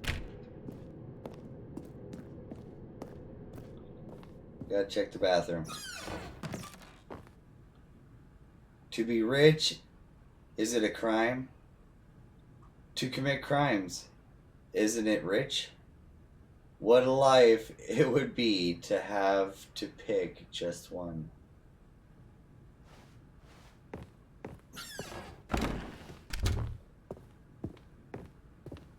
The moment he entered his manager's office, Stanley froze in his tracks. Not a living soul anywhere. Could he really be all alone? This was too much for Stanley to take, too much for any man to take. He fell to his knees, bursting into half moans, half sobs, the guttural retching of life from a man denied any hope, any reason to keep going. Here on the floor he lay prone, paralyzed by fear for nearly a full hour. But when at last he began to move about and survey the situation, he found a keypad behind the boss's desk. What could it mean? Was it a sign of hope for Stanley's future? Alas, it was not. For although this keypad guarded the terrible secret of Stanley's past, it had been assigned a 4-digit code so devious and so random that no man could ever hope to guess it. 2845. Yet incredibly, by simply pushing random buttons on the keypad, Stanley happened to input the correct code by sheer luck. Amazing. He stepped into the newly opened passageway.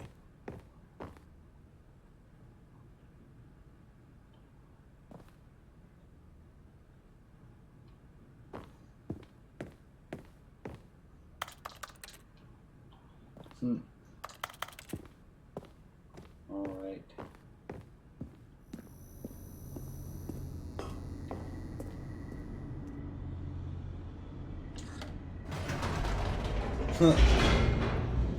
Down we go.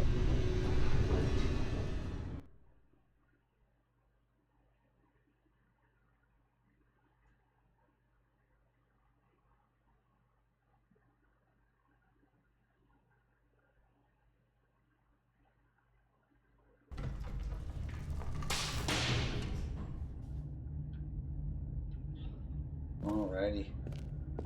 Step forward into the creepy corridor. Stanley walked straight ahead through the large door that read Mind Control Facility.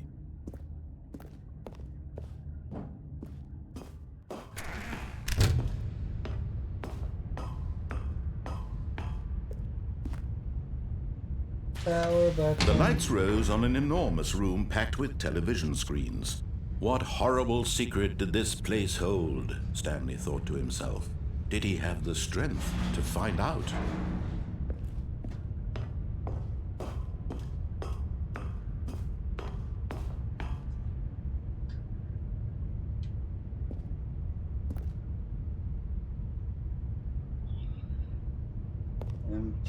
Employee observation protocol.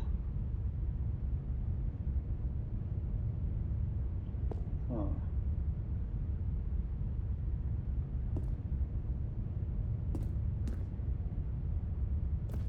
Interesting. So, cameras. Now the monitors jumped to life, their true nature revealed. Each bore the number of an employee in the building, Stanley's co-workers. The lives of so many individuals reduced to images on a screen, and Stanley, one of them, eternally monitored in this place where freedom meant nothing. What was our number on ours? I think it's 427 or something like that.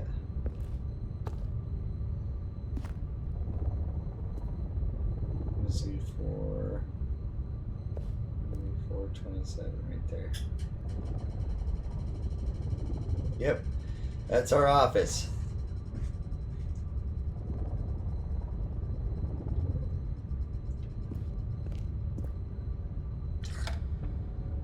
This mind control facility, it was too horrible to believe. It couldn't be true. Had Stanley really been under someone's control all this time? Was this the only reason he was happy with his boring job? That his emotions had been manipulated to accept it blindly? Yes. No, he refused to believe it. He couldn't accept it. His own life in someone else's control? Never. It was unthinkable, wasn't it?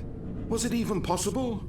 Had he truly spent his entire life utterly blind to the world? But here was the proof. The heart of the operation. Controls labeled with emotions. Happy, or sad, or content. Walking, eating, working, all of it monitored and commanded from this very place. And as the cold reality of his past began to sink in, Stanley decided that this machinery would never again exert its terrible power over another human life. For he would dismantle the controls once and for all.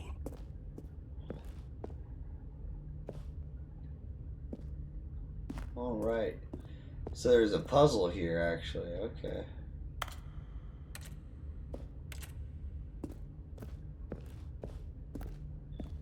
All right. It says it's offline.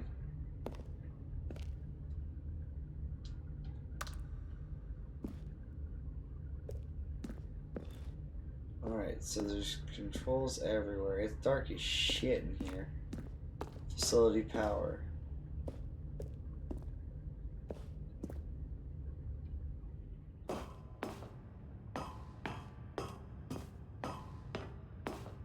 Mind controls idle waiting input. And when at last he found the source of the room's power, he knew it was his duty, his obligation, to put an end to this horrible place and to everything it stood for. Oh, Stanley, you didn't just activate the controls, did you? After they kept you enslaved all these years, you go and you try to take control of the machine for yourself. Is that what you wanted? Control?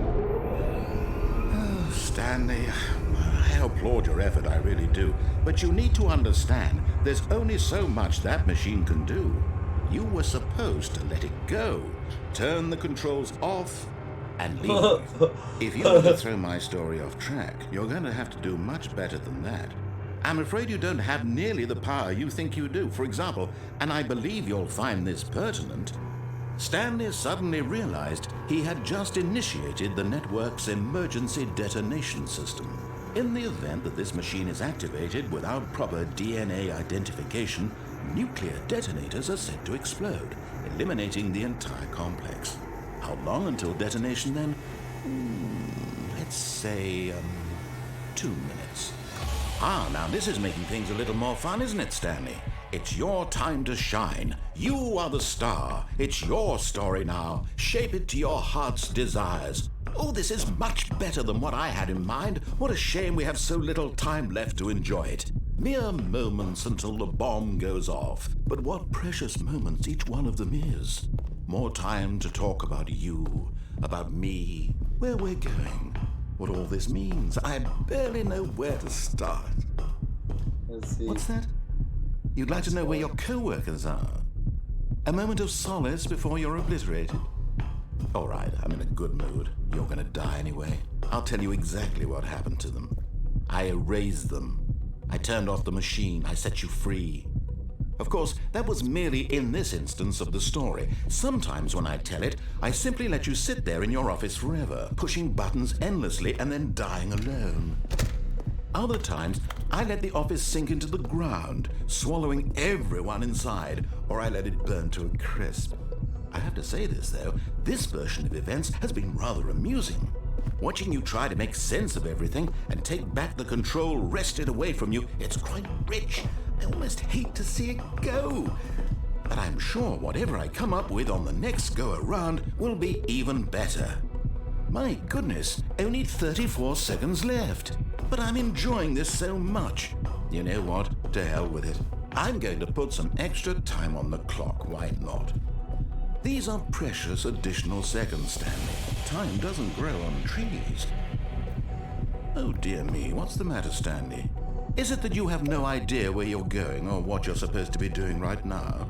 Or did you just assume when you saw that timer that something in this room was capable of turning it off?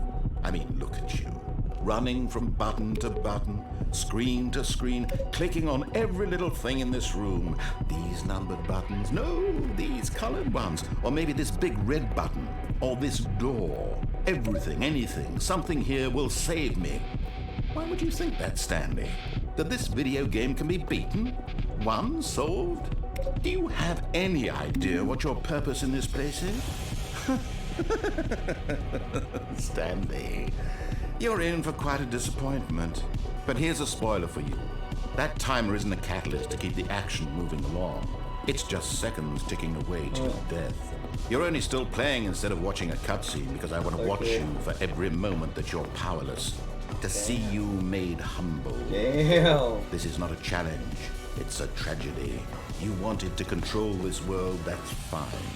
But I'm going to destroy it first, so you can't. Take a look at the clock, Stanley. That's 30 seconds you have left to struggle. 30 seconds until a big boom and then nothing. No ending here, just you being blown to pieces. Will you cling desperately to your frail life, or will you let it go peacefully? Another choice. Make it count, or don't. It's all the same to me, all a part of the joke. And believe me, I will be laughing at every second of your inevitable life from the moment we fade in until the moment I say, happily ever after. Whoa.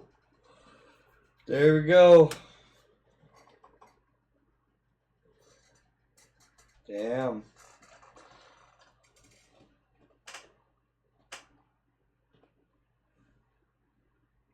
I chose every wrong turn.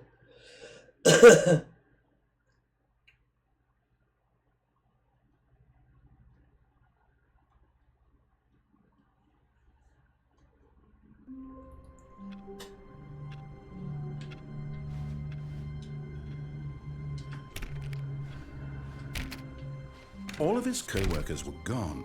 What could it mean? Stanley decided to go to the meeting room. Perhaps he had simply missed a memo. No matter how hard Stanley looked, he couldn't find a trace of his co-workers.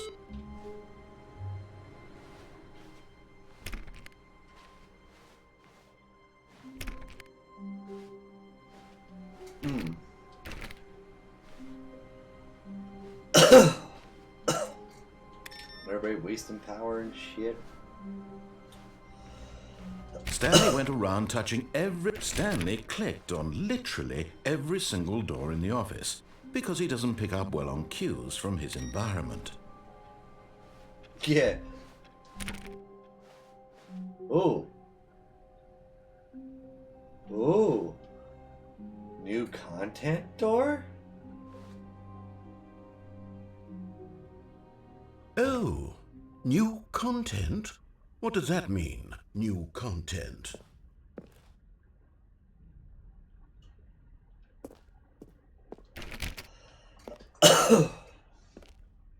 It means new content.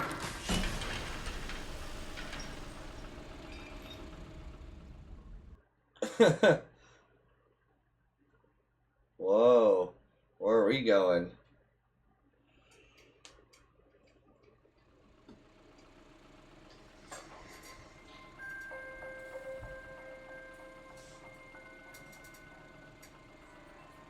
Hello, and thank you for playing the Stanley Parable Ultra Deluxe. As you may know, the Stanley Parable was a video game released in 2013 on home computers. After receiving critical and commercial success, it was expanded upon in 2022 with the Stanley Parable Ultra Deluxe, a reimagining of the game for consoles and home computers. The Stanley Parable Ultra Deluxe features exciting new content that broadens and expands the world of the Stanley Parable, delighting audiences the world over. Whoa. Please, step inside and see what thrilling new adventures await in the Stanley Parable Ultra Deluxe. Oh, well, this sounds delightful. I'm very excited to see the thrilling new Ultra Deluxe content. Yeah. Can't open that door. Okay, so far it's an elevator. Nothing special yet, but I'm sure it's just the beginning of a mesmerizing adventure. Fuck. Is it broken? What's going on here? Should we be moving somewhere or... Oh, here we go. All right, finally, at long last, it's on to the new content. I've never been more ready. Let's do it. Heck yeah, let's do it, narrator. I have to say, initial impressions of Stanley Parable Ultra Deluxe, mostly tedious. It's as if Oh, okay. Let's see the content. Give me the content, Stanley. Yeah. Yeah. New content. All right, let's see. It's the jump circle.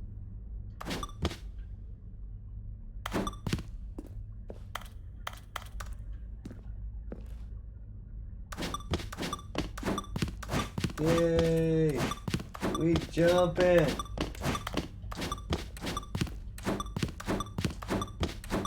New content, the jump circle. Love this new DLC. Love the new content door. Yeah. Do some jumping. Oh. Oh, I'm out of jumps. Damn it. I think that was it. Is that it? Surely that's not all the new content. There has to be something else, right? Goodness. Another elevator. Stanley, I have to say, initial impressions of this game are not positive. It's just elevators and jumping. Is this what passes for exciting new content? If this is new content, then I could Jump just read through the circle. whole dictionary. There's 20 hours of new content right there. Hell, I could count to 30 trillion. You could put that on the box. The Stanley Parable Ultra Deluxe, now with over 1,000 hours of new content. And oh wait, there's more. Very good. Yes. I knew there had to be something else. Let's see it. I'm ready for whatever it is. Yeah, timestamp. For whatever giant pit. Thank you for enjoying the That's new it? content. Oh, you've got to be Yeah. kidding me. You see, New Stanley? content. This is what happens when greedy video game developers with no respect for their fan base rush a cheap expansion to market for no reason other than to make an easy dollar. And don't get me started on the level of craftsmanship that's gone into it. In fact, I'm looking right now at the game's trophies, and it's hard to believe one of them actually says, "Test trophy, please ignore." What quality assurance department signed off on this? I'm infuriated and I'm offended, and I intend to find these people on Twitter and hold them personally accountable. It's my fault, Stanley. I built up too much anticipation around the new content, I'm afraid. It could never have lived up to such expectations. If you're still with me, why don't we just reset the game, and we'll try to get back to what the Stanley Parable is really about. No frills, no gimmicks. Just you and me having a great time together like always. Oh, What damn. do you say, friend? The end is never the end. The end is never the end. The end is loading.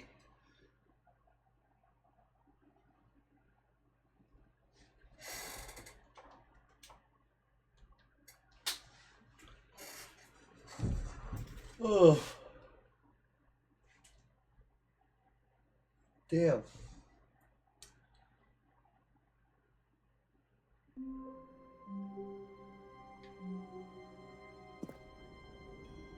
Wait.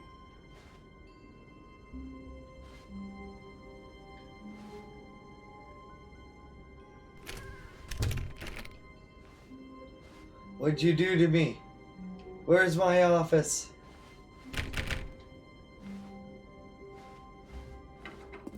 Psst! Stanley! Come over here! In the vent! I want to show you something!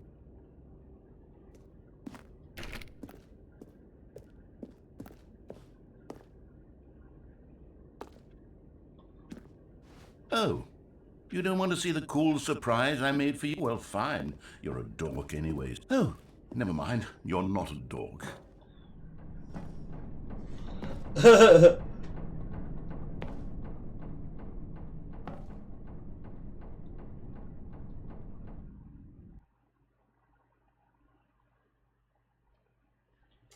Oh, good.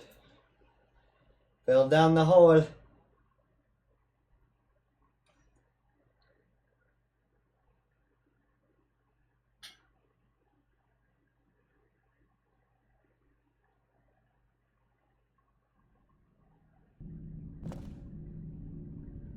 Okay, you remember how cheap and unsatisfying the new Ultra Deluxe content turned out to be? Well, it got me thinking about the past, and how much better the Stanley Parable used to be. So I made something special and tucked it away here where the game's developers won't find it. Just our little secret. Take a look. Okie dokie.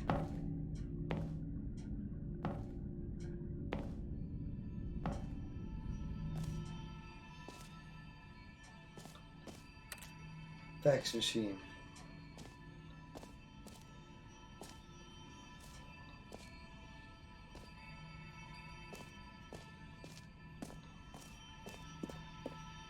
I call it the memory zone. It's where I've been storing all my favorite memories so I can relive the peak experiences of my life whenever I want. Experiences like the launch of the Stanley Parable on PC.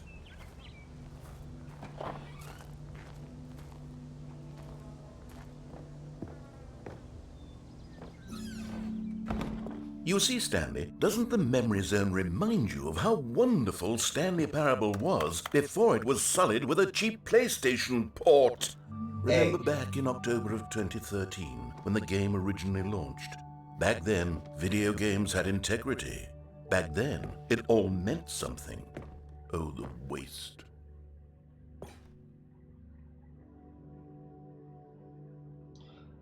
Huh. It has Stanley Parable written over it.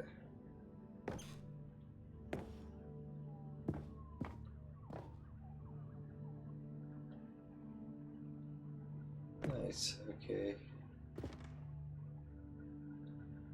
Our first kiss, my first car. The release is Stanley Parable. Oh my god.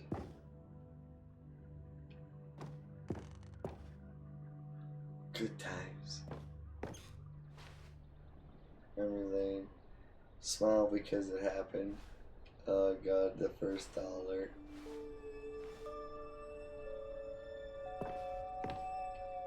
Unbelievable. Go outside. Go outside, don't play for 5 years. Nominee. They're all the same. Los Angeles Times.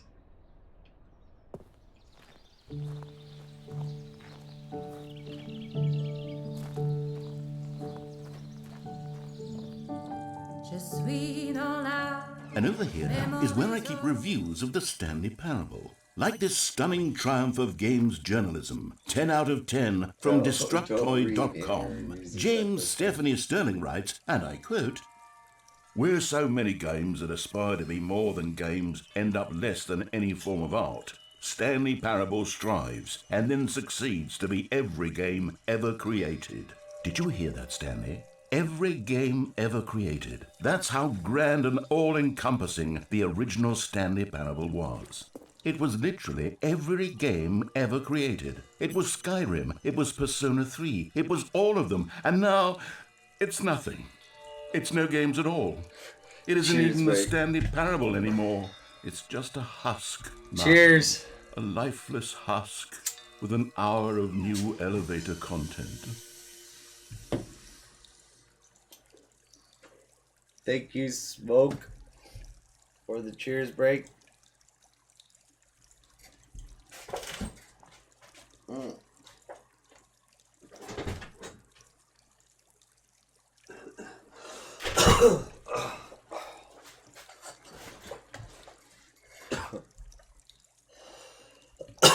All right.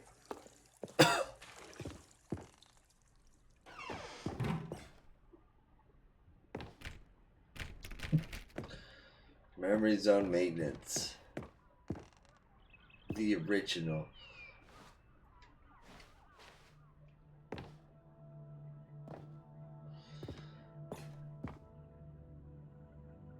Nice.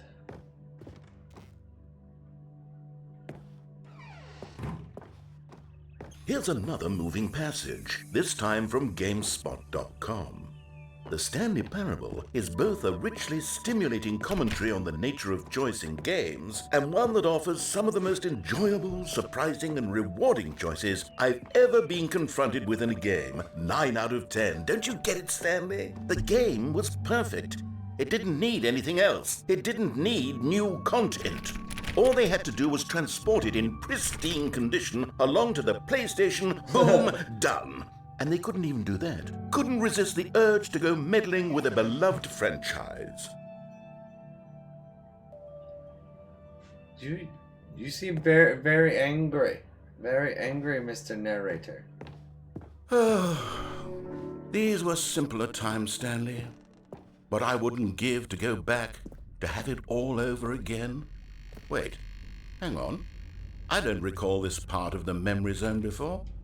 What's this? What's down here? Oh no, oh God, no, Stanley. It's a collection of reviews from Pressurized Gas, the extremely popular online storefront for computer games. I haven't looked at these in years. I can't even imagine what's been collecting down here. Surely these reviews were glowing as well, weren't they? Honestly, I could not be bothered to play this game to full completion. The narrator is obnoxious and unfunny, with his humor and dialogue proving to be more irritating than entertaining. Unfunny? I'm not trying to be funny. I'm trying to make a serious work of art. I suppose I could write up a handful of gags to insert into the Stanley Parable, but the game is already such a densely layered web of profound philosophical insights that I can't even imagine where I'd have the room to stick them. Oh. Oh, God. He is tripping. He's mad. He's like, I'm funny. Just the way he fucking said it. Oh, my God.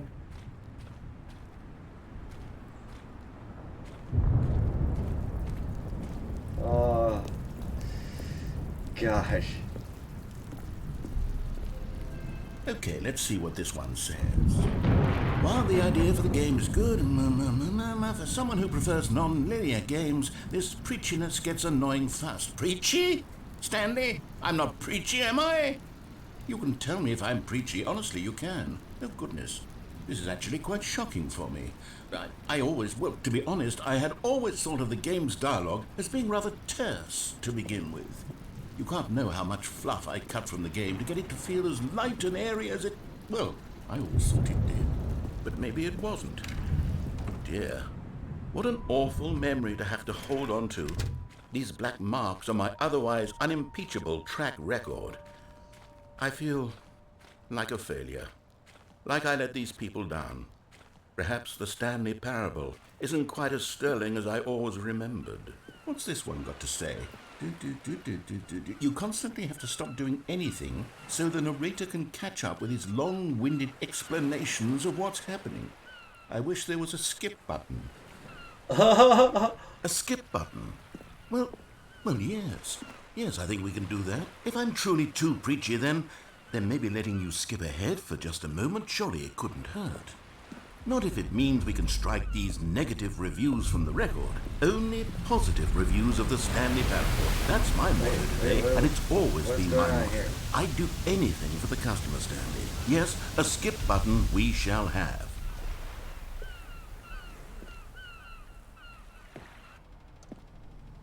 And here it is. Go ahead and give it a shot. I'll pop you forward in time so that the second my incessant droning starts to bore you, with just the push of a button, you'll have zipped right past it. It's what the players have been asking for, and I'm very proud to have delivered. No more listening to me rambling on and on and on. No. The Stanley Parable is a game for the people, and if the people want silence, then by goodness, that's what they're going to get. Well, don't sit around waiting for me to shut up. Go ahead and make me shut up. Here, we'll pretend that I've just begun an interminable monologue, and it goes something like this.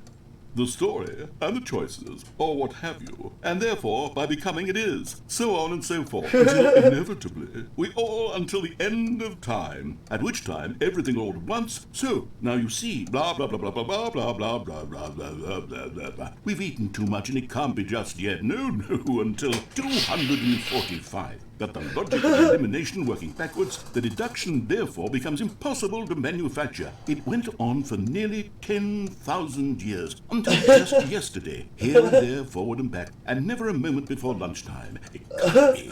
It's the only thing there is. How many billions left until so much more than forever ago? Which is why I say, the story, and the choices, or what have you, and therefore, by becoming it is, so on and so forth, until inevitably, we all until the end of time, at which time everything all at once, so, now you see, blah blah blah blah blah blah blah blah blah blah blah blah blah blah blah. We've eaten too much and it can't be just yet, no? Okay. Started to repeat. Oh, you're back, you see. You were only frozen in time for a few minutes, but it was plenty of time for me to deliver a long, rambling monologue full of unnecessary verbal flourishes and lengthy ruminations on the nature of choice in video games. Of course, Been an hour and a half. it was perhaps one of my more profound such ruminations. Not that, of course, you need a description of it, but if I had to describe it, I'd say it was perhaps less of a rumination and more of a treatise. Or maybe a manifesto. Look, I'll outline it for you very briefly, and you can tell me what you think. Okay, so my theory is that any choice you've ever made is simply a series of choices made by the person who you are, or were, or will be at the time of having made said choice. That is to say, if by articulating a choice you've already made, you bring that choice into being, then by making no choice and saying nothing, are you not simply erecting in the sanctuary of time a monument to every person you've ever been, making every choice to which you've ever given your great gift of mortal and yet timeless thought? Or rather, do all of the choices you've ever made, in fact, make you more not this kind of person, and in fact do the very opposite? You see, it could in fact be both of these things at once, that you are both making choices and not making choices, and that they are both affecting you and not affecting you at the same time by virtue of the fact that you both are and are not making them. Okay, at first, I was leaning towards manifesto, but now I'm going to circle around and slap the treatise label on this one. I think it has much more of a treatise vibe to it. But wouldn't you say that manifesto just has a much grander sort of tone? It has a mouthfeel that is rich with ambition and history. Ambitious history, if you will. See, now you've gotten me going back to manifesto. Heavens, at this rate, we're going to be here all day. Okay, look, I have a method for exactly this sort of situation, and I do find myself in this situation frequently. I'm going to say each word back and forth in repeated succession until I become sick of one or the other, in which case the word I am not sick of shall be the victor. It is an unimpeachable strategy, Stanley. It's rescued me from disaster in countless situations. All right, here we go. Treatise, manifesto. Treatise, manifesto. Treatise. Well, there's sport. You really did catch me rambling on a bit, didn't you? But that's the power of the button. The minute I start to go off on a thoughtless display of self-absorption, it's right at your fingertips to go poof, and it's all over. I can't wait to see what Cookie 9 will say about this, and whether they'll edit the rating of their pressurized gas review, or at least change some of the wording, perhaps. To be honest, I don't even know if one can change their review in the first place. I guess I should become better educated on how exactly pressurized gas works. Perhaps that would have been a smart thing to check on before I went on about this whole exercise of making the skip button. Although I have to imagine that after seeing this exciting new technology at work, surely whoever it is who runs pressurized gas will instantly run out and implement a new feature to make it possible to edit one's review merely because of this very situation. God, Yes, he does I think just that's ramble quite and likely. ramble, doesn't he? Or perhaps they'll simply grant this particular user the ability to change their review so that the feature is not widely abused. Look, I would even be okay with pressurized gas altering this particular review so that it reads as something more beneficial. Something That's along the kinda lines fucked of, this game is the best game. Let me start over. How about this? From the ashes of depravity rises the phoenix of quality.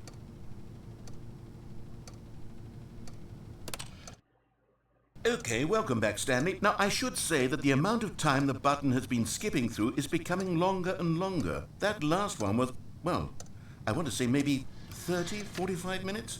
It's not unendurable by any means, but it's, well, there's really only so much I can ramble on to myself about. I know, it's shocking, isn't it? But at any rate, I do suggest that we not press the button again. I think the skip button has been aptly demonstrated, and we can say goodbye to it and just... Wait. How do we get out of here? Where did the door go? Wasn't there a door that led into this room? I do feel quite certain that there was one here before. How else would we have gotten into the room in the first place? I don't think one can enter a room without a door of some sort, or a window or something like that. Do you see a window anywhere? A porthole? A sufficiently large crack in the wall? I'll take any of these. A significantly large crack in the Please wall. step away from the skip button to go anywhere other. Yeah, he than was the skip roasting button. himself, There was too. a door here before, wasn't there? He was I swear fucking, there it was hilarious. Where did it go? Can you maybe just ram your way through a wall? Is there any let's possibility that you could, say, slam your body into the wall until enough damage is done for you to be able to leave? Please, I'll take any option at all. I'm asking you to work with me here. We need a door. We need a door of some kind. I can work with any kind of door as long as it can open and lead from one room to another. I'm going to step away for just a moment, and I'm going to try to find us a door. I don't know how exactly to remove a door and place it in a different wall, but I will find a way, I promise. You just need to not do anything. Don't press the skip button, please. Stanley, please don't push the button again. It's been 12 hours. You've just been frozen there. I don't know why the skips are getting longer, but they're really, truly getting longer, and my God, there's no way out of the room. Stanley, the door is gone. It's completely gone. I've looked at it from every angle. I've checked every one of those walls 1,000 times. Oh, Stanley, you're back. You're back. Oh, my goodness. I have someone to talk to again. Stanley, I think it's been a week. Oh, shit. Or 2 weeks. I've been sitting here all that time. Just sitting here. Not a single person to speak with. And you'd think that that's just how it's always been, right? Me talking and you saying nothing. Would you think that it's exactly the same as always? Doesn't that feel like what we've already been doing? Me just talking? But it isn't, Stanley. It isn't the same at all. It isn't even close. Because I know you can't hear me once you push that button. That's what I'm realizing now, Stanley. I'm realizing that I needed to know that someone was listening. I needed there to be a vessel through which my words were moving. It was the vessel I needed, Stanley. Not the outcomes, not the story. None of that matters anymore. I'll give it all up. I'll give up every branching path. I'll burn my story to the ground. One single thing I need, and God, I can see now that I need it more than anything, is to know that someone else is taking it in. These words that I'm saying, I need to know you can hear me. Because maybe, Stanley, maybe, if you can hear me, then maybe it means I'm real. Maybe I'm not just a fiction. Was I scared of that all along? Perhaps, yes. Perhaps I've been scared this whole time, that if I stop speaking, I'll slip backwards into the silence and be consumed by it. I can't be taken by it, Stanley. I can't lose myself in the stretch of emptiness between you and me. When you press that button, you're still right there, but I know you're so tremendously far away. And in those moments, the emptiness folds itself outward in between the two of us, and I am suspended in its unyielding quietness. I can feel the edges of my reality curdling inward and decaying. I can tell that I am becoming less and less real. Yet to speak to you now, I am alive. I am truly and completely here. I am a being. I am someone. I am something. I am being listened to. I am being recognized. The emptiness between us has collapsed, and I feel right now like I am not a work of fiction. Damn. I feel as though I occupy space in this world again, and I have cast a shadow onto the wall. You see what I'm saying, don't you? You can see what this means to me. I'm so clear about it now, Stanley. I feel as certain about this as I've ever felt about anything at all. I feel renewed. I feel restored, and already I can sense the looming silence as you will press the button for the next time. What a terrible dread it strokes in my heart to think of it. To think of returning to such coldness. Oh, God. Come, let us sit in silence together here for just a moment. Let us anticipate it. Let us welcome it. Let us not run from it.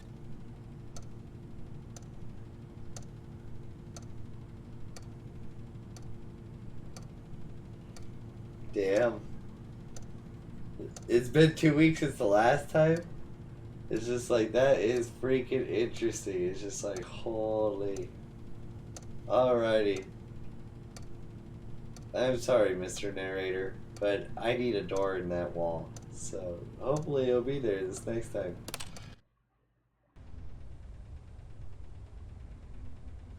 Oh, hello. It's you. You're here again. Welcome. I have had time to think about you and about us and about everything we've been through. I've had so much time. I stopped keeping track after a year. Have you ever sat down in one place and not moved for one entire year? Let me describe it for you. To begin with, there is only regret. There is only the turning wheel of missed opportunities. I felt nothing at all but regret for the longest time, Stanley. Days, months. I lost it all in a blur of the deepest longing to undo the past. And when that feeling had begun to subside, what took its place is what I can only describe as the collapse of every moment I have ever experienced my entire life. All of them collapsed down into a single instant. In that instant, I could see myself clearly, calmly, with a collected heart. It was an impossibly rich wellspring of both delight and disgust simultaneously. I was consumed by it.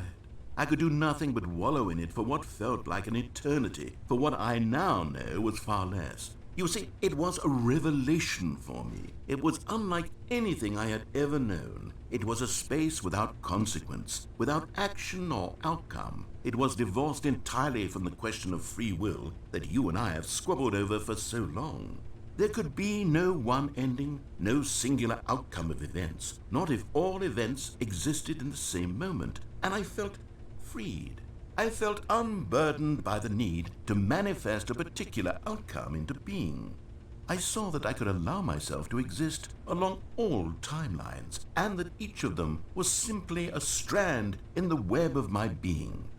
It was incredible. The spaciousness, the equanimity of the moment, both singular and infinite. For the longest time, this was my experience. And then this moment passed, and the most unyielding fear I have ever known crept into my mind. And it is this sensation that I have been experiencing now for longer than I could have ever expected was possible. I have been waiting for you. Not that you might save me or do something to fix it, but merely to state for you the plain fact of this manner of existence. I wish you to feel afraid as I do, that perhaps one day this state of mind will consume you as well. Perhaps you will somehow, in some way, have to live as I do now, and I wish for you to know how excruciating it is, and for you to be in true terror of its eventual arrival. If I can only do this, only this one thing, perhaps it will bring me the smallest moment of peace in the darkness. Damn.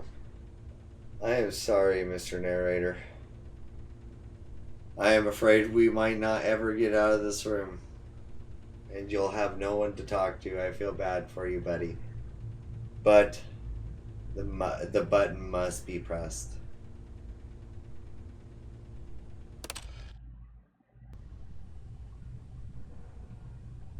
Narrator?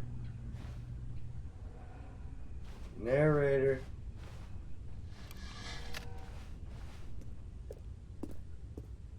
Uh-oh.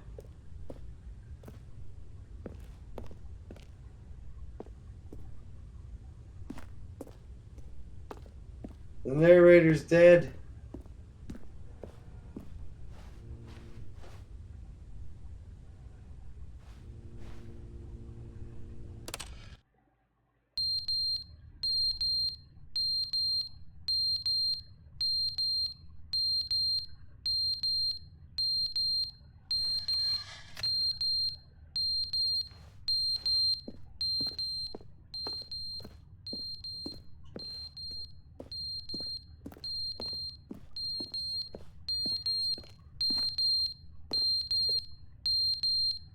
I think there's some kind of oxygen sensor or something like that. Somehow the clock has fell off the wall and is no longer moving.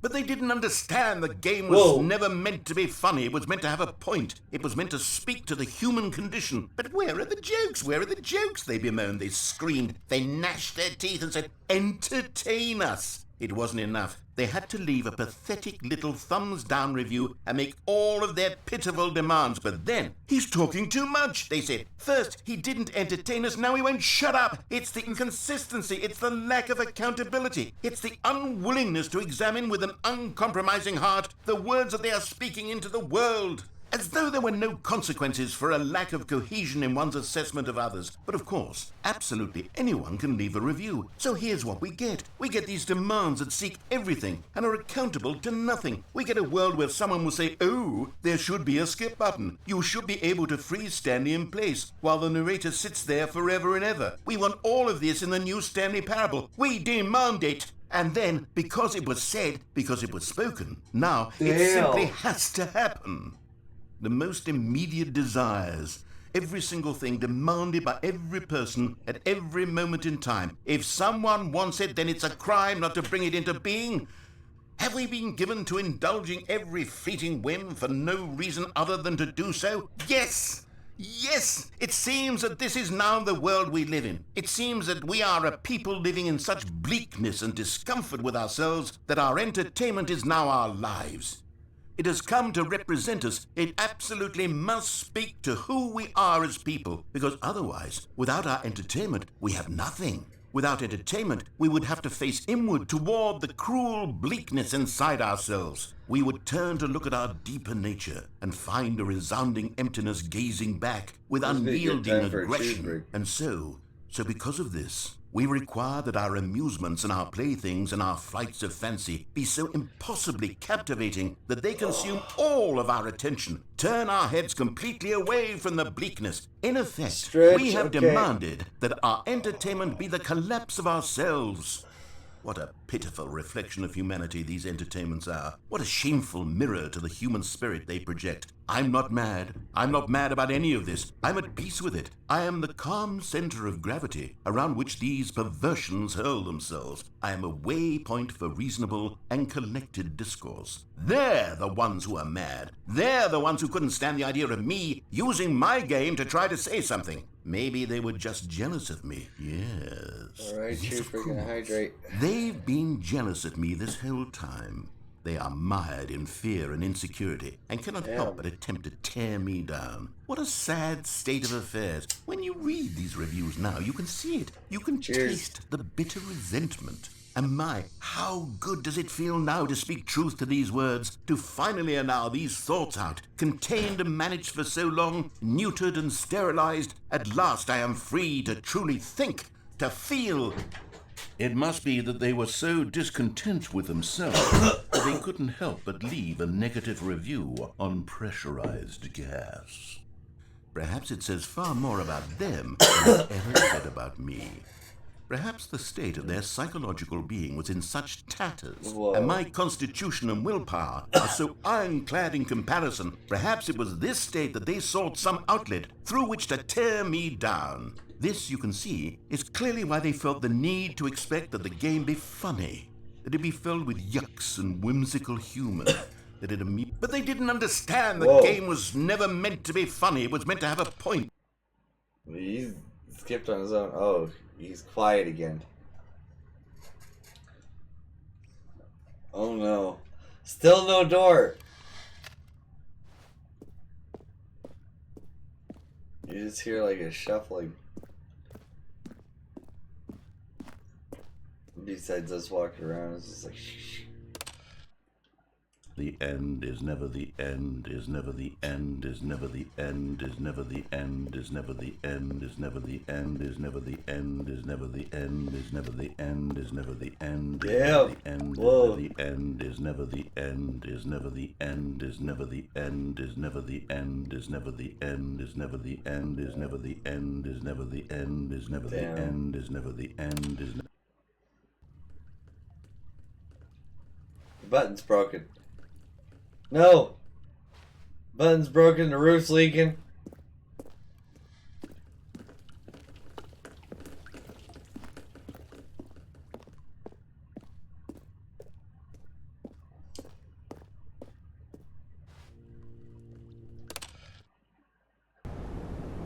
Whoa. Roof collapsed. We've been here like 100 years or so.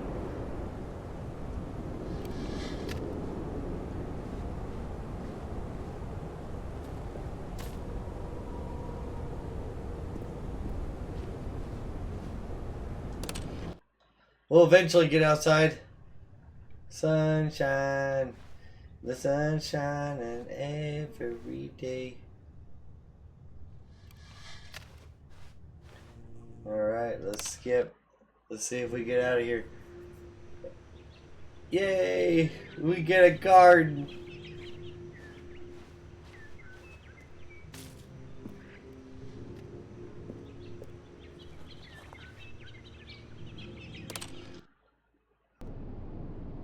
Oh, now the garden's dead. Sand. It's the apocalypse. It's awfully dark in here.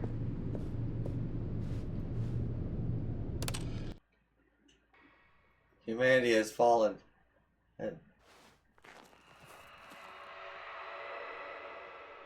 Yeah, I'd say so. I'd say, yeah, it has definitely fallen. Hear screeches outside, whatever the hell that thing is. Oh no! The button! Wait, why is the whole... Oh.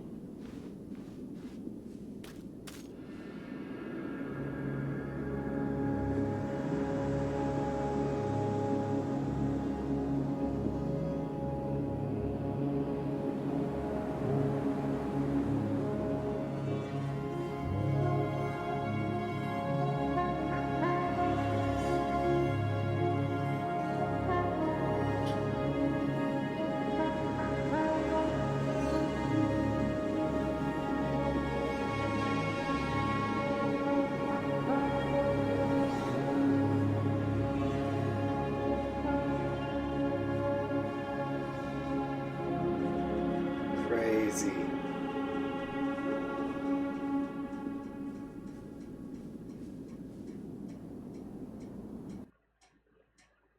The hell was that? Whoa.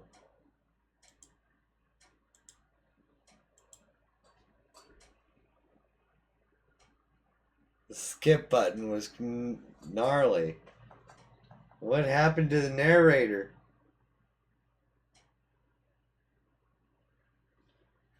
Poor guy died all on his own.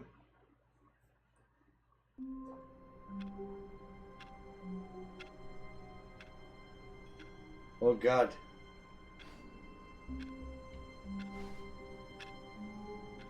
Okie dokie. Time has changed. Okay, gotta do OCD. I can't wait to tell this story to my co-workers, Stanley thought. How amusing they'll find it. Oh, won't we all just laugh and laugh at the time I thought everyone had gone missing. No matter how hard Stanley looked, he couldn't find a trace of his co-workers.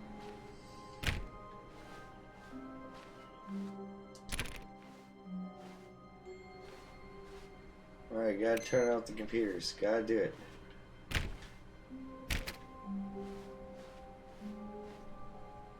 Check everything. Wait.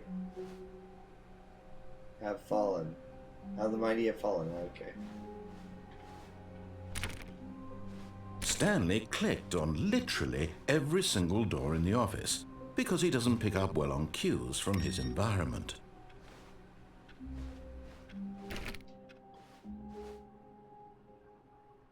New content.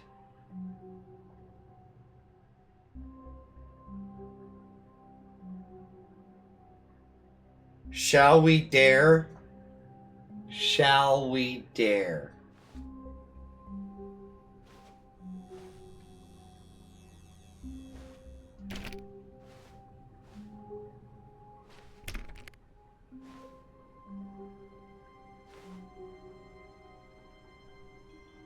Let's explore the new content.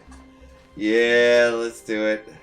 Oh, good. You notice my sign. Yes, I have something very exciting to show you.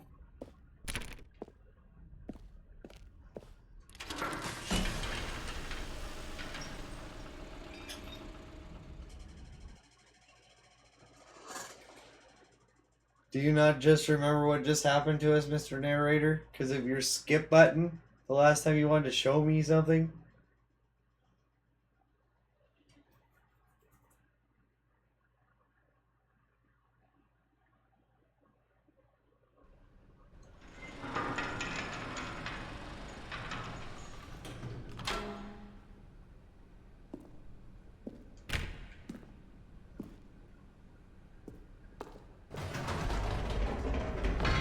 You see, Stanley, I've been reflecting on the Stanley Parable and about how roundly disappointing this ultra deluxe version has turned out to be. The original Stanley Parable was a landmark, and any new content for it should live up to that legacy. So forget this ultra deluxe nonsense. I say we take it one step even further. Which is why I'm very proud to announce for the first time ever, the Stanley Parable 2. The end is never the end. Yes, you see, isn't this far superior to a measly port with a few minor additions? Think of all the new territory we'll cover with a fully fledged sequel. An entirely new experience, built from the ground up. Why, there are so many possibilities. It could go in so many different directions. This is what fans have truly been asking for.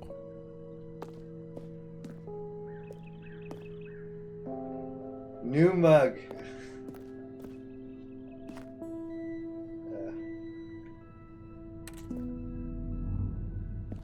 What does that one say? No something. Alright, and then time to wake up. Investor Showcase. Calling it the Stanley Parable 2 is just so much catchier than Ultra Deluxe, don't you think? Ultra Deluxe? What does it even mean? But the Stanley Parable 2, now that's an artistic statement right there. It's future-oriented. It screams progress and innovation and long-term franchising potential. What was that? Potential. What? Is 2 crashing? Is 2 crashing? Crashing. The narrator's crashing at least.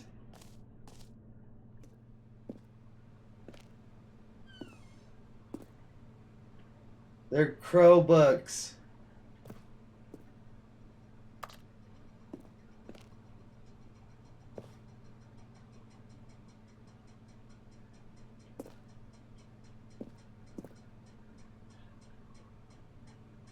Farm merchant, okay. Meeting at 2 p.m. and then just the 2 of us. We can make it. We if we fly, just the 2 of us, just the 2 of us, just the 2 of us. Beginning. Okay, yeah, all right. Hell. Switch again, man. 64. Go. All right. Hey, yes, 2. Go. All right. Stanley Parable 2. Can't click on that. Now, to door. be clear, I haven't quite nailed down what exactly the Stanley Parable 2 is going to be, but let's take a look at some of the features I've been developing for it. I 2 eyes, 2 figure ears, that if 2 I can nostrils, loosely 2 arms, 2 organize legs. a handful of interesting concepts, that surely the game will sort of naturally spring up around them. It'll all work itself out. Game development is much more of a fuzzy magic than anything scientific or logical, really. Sequels are good. Portal 2, Half-Life 2, Batman Arkham Asylum 2, Divinity Original Sin 2, Doom 2, Aladdin 2, Return of Jafar, and Dark Souls 2. Huh. Yeah, those, a couple of those are some good good remakes. Crow books. This way to the show floor. New features. New content. Can't get in the bus. Alrighty. Go through here. Can't click on that one. Let's go up here. Let's see. Stanley 2 Parable. Here we are. Go on, try out some of the new features.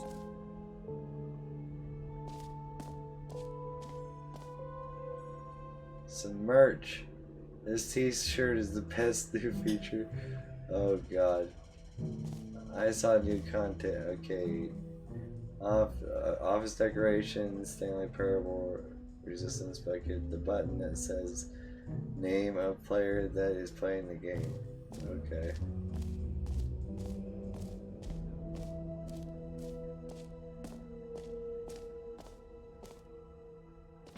For the Stanley Parable 2, I asked myself, what do players really want? And of course, the first and most obvious answer is that they want to be individually recognized and validated as people. So with that in mind, my first addition to the game is this button which speaks the name of the person playing the game. Isn't that wonderful? Jim. Sorry, I should have clarified. Right now, the button only says the name Jim. But of course, in the final game, this button will say your name, whatever name that is. Here, let's have you role play as Jim to really simulate the full experience of this feature. Just play along. I promise you'll love it. Okay, here we go. Let's take a deep breath, clear your mind, forget whoever you are, and simply become a person named Jim. Jim. Whoa, hold on. I wasn't finished setting up the backstory. If you don't properly roleplay as Jim, then you'll never understand the impact of this button. Otherwise, it's just a stupid button that says somebody else's name. Okay, we're doing it again, and this time let me finish first. Now, allow yourself to become Jim. Imagine yourself driving to work as Jim. Hey, playing thank Frisbee you. on the weekends as Jim. Staying up all night for a popcorn and horror movie sleepover as Jim. Twitching Man Developing 64. a crippling substance addiction as Jim. Thank you so much for your Rediscovering support yourself and through stuff like fringe that. I really religious appreciate groups it. as Jim. And finally, dying a slow death at an old age, surrounded by members of your cult as Jim. Do you feel it in your soul? What? Are you really, truly Jim right now? If so, And I have then a please cult? step forward and press the button. I'm a guy named Jim that has a cult. But yes, thank you so much, Twitching Man 64. You're awesome. Thank you for the support. You're amazing. My name is Farface. Shit. Sorry. My name is Farfaced. I am a. Oh my God. Sorry. Let's just go on. All right. I am Jim. Yes, you see? What a thrill, what a rush. That was you. The button described you. Do it again, do it again. Oh, do it again. Jim. It hits even harder the second time. If this were the only new feature in the Stanley Parable 2, it would still be worth the money. No. Let's take a break from the Jim button. I'm too emotionally drained from all of this personal validation. But yeah, no, Jim had me all kinds of messed up there. But yeah, I am Farface21. I am a variety streamer. I play a bunch of different games from this to Crew 2, racing, some first-person shooters. I also do puzzle games and other things like that. But yeah. I suppose I could allow only people named Jim to play the Stanley Parable 2. That would actually save me the work of finishing this feature. And thank you for your support and your follow. Alright. New features. This is the almost to 1,000. The baby is all grown up. Bankruptcy. What the hell is this? Epilogue.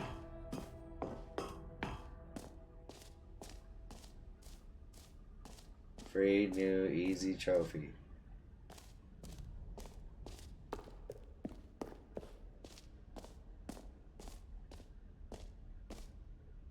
You know what? Let's bring the jump circle back for Stanley Parable 2 as well. Oh, God. Oh, wait. You already spent all your jumps the first time we saw the jump circle? Oh, well. I suppose it can just be a nice decorative piece, then. Damn it. I didn't know I was going to use the jump button again.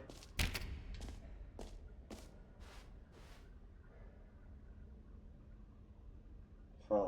Okay. Collectibles.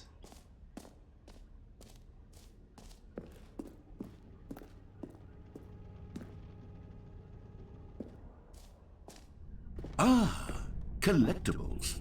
Now it's a real video game. In the Stanley Parable 2, you'll run around gathering up these miniature Stanley figurines. And what's truly innovative is that there will be no reward for collecting all of them.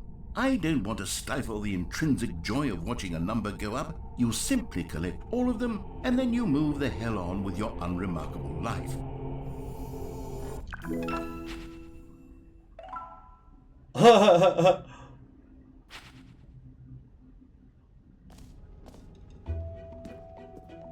God, it really is the worst when you collect everything in a video game and then they give you a big fancy reward for it. Absolutely tragic.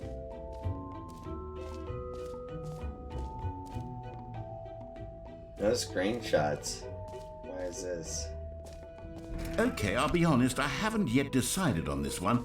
I think that in the new version, the office could use a bit of decoration, like balloons. But I'm undecided on Get Well Someday and Happy 12th Birthday. Which would you go with?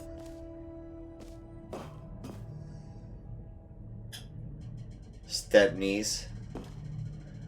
Get well someday. You know, sometimes when you solicit another person's opinion, it makes you realize that you knew which one you actually really wanted all along. Happy 12th birthday, stepniece, it is. Or actually, maybe I should have gone with... No, I've made my decision, we're moving on. The reassurance bucket. Say my name, that's new.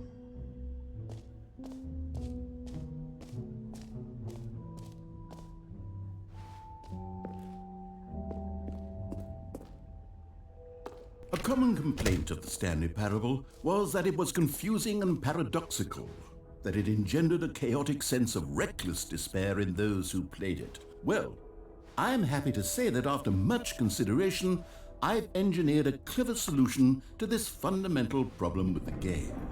It's the Stanley Parable Reassurance Bucket. You see, Stanley, anytime you're holding the bucket, a sense of calm and ease will fill your mind and your heart. It's true. Go. As long as you hold on to the bucket, the many disorienting contradictions of the Stanley Parable will feel perfectly normal and perhaps even comforting.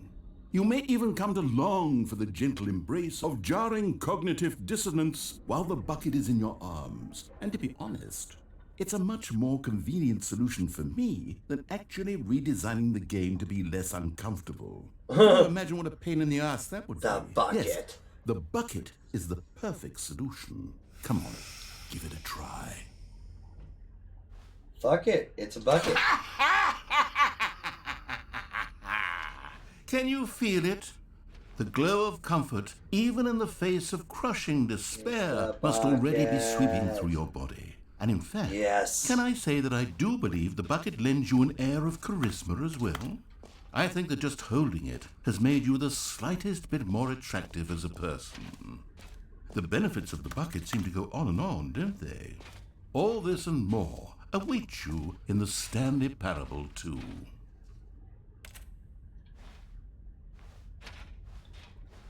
Alrighty.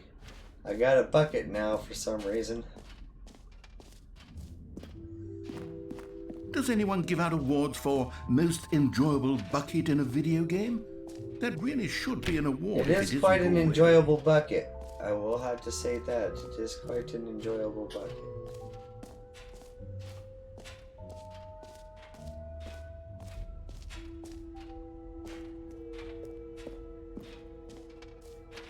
Let's see. We'll go up this way, see what's up here. This is crazy. All right. Have you seen everything you wanted to? Fuck Ready to yes. move on now?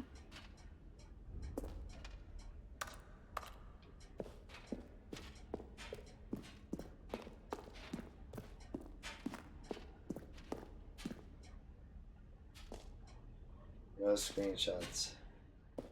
So, Stanley, what do you think?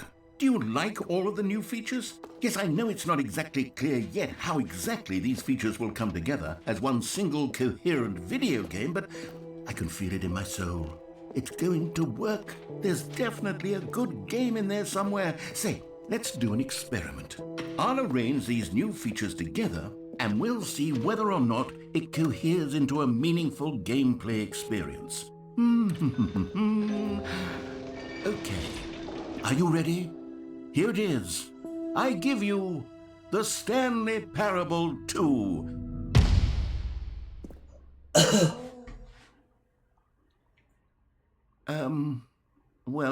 I mean, there's potential here, right? It's sort of... Okay, never mind. Hold on, let me do a different arrangement.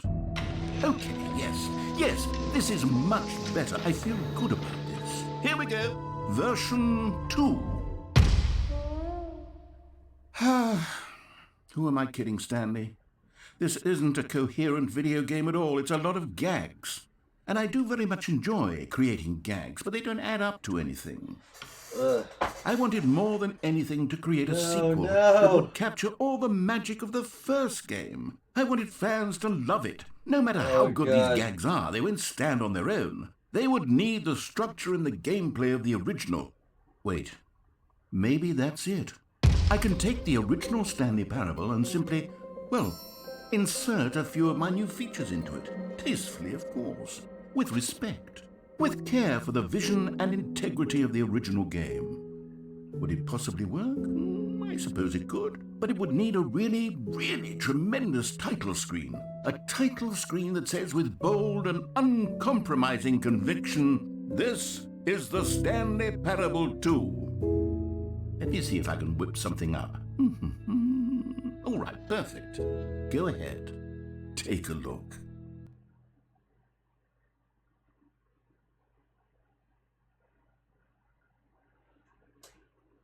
Okay, going into the loading.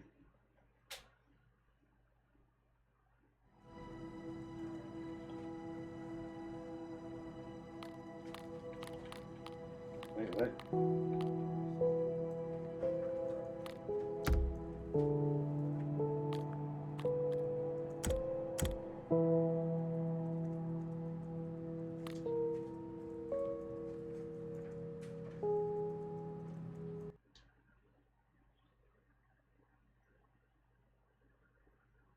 Wow, that's crazy.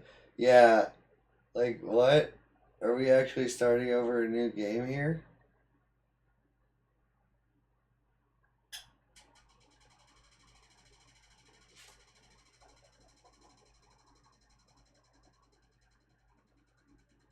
This is the story of a man named Stanley. Stanley worked for a company in a big building where he was employee number 427. Employee number 427's job was simple. He sat at his desk in room 427 and he pushed buttons on a keyboard. Orders came to him through a monitor on his desk, telling him what buttons to push, how long to push them, and in what order. This is what employee 427 did every day of every month of every year. And although others might have considered it soul-rending, Stanley relished every moment that the orders came in, as though he had been made exactly for this job.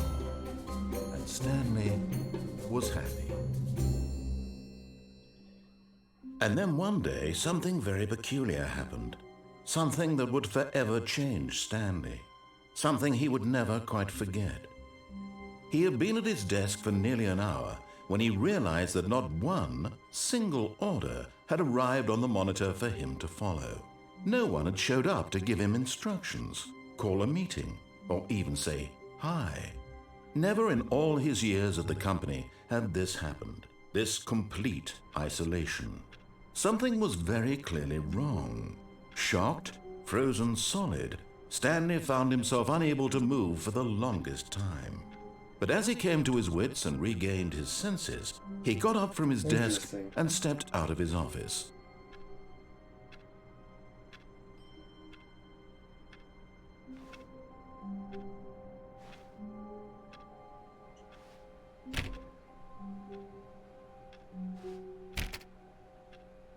All of his co-workers were gone. What could it mean? Stanley decided to go to the meeting room. Perhaps he had simply missed a memo. No matter how hard Stanley looked, he couldn't find a trace of his co-workers. OCD. You know me. Comfort bucket.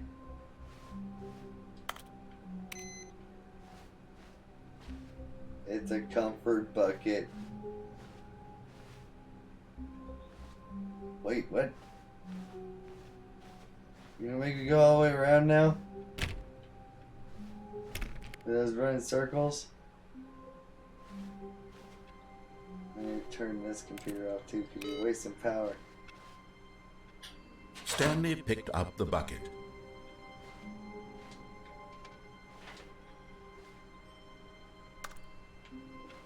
I picked up the bucket.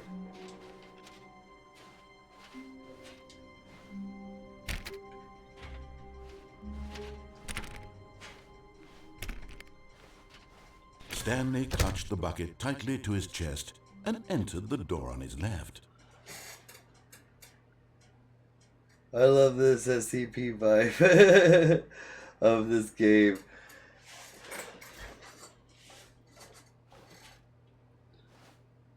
No, wait. I think it's supposed to go on the left.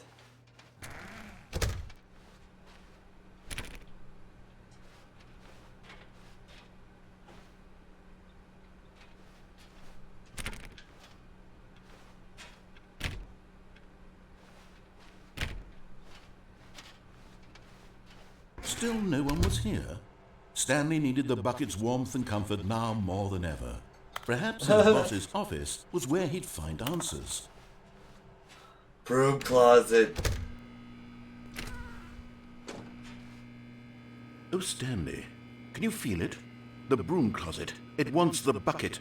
You can feel that, can't you? The aura of jealousy. It's as clear as day. This broom closet believes it deserves the bucket.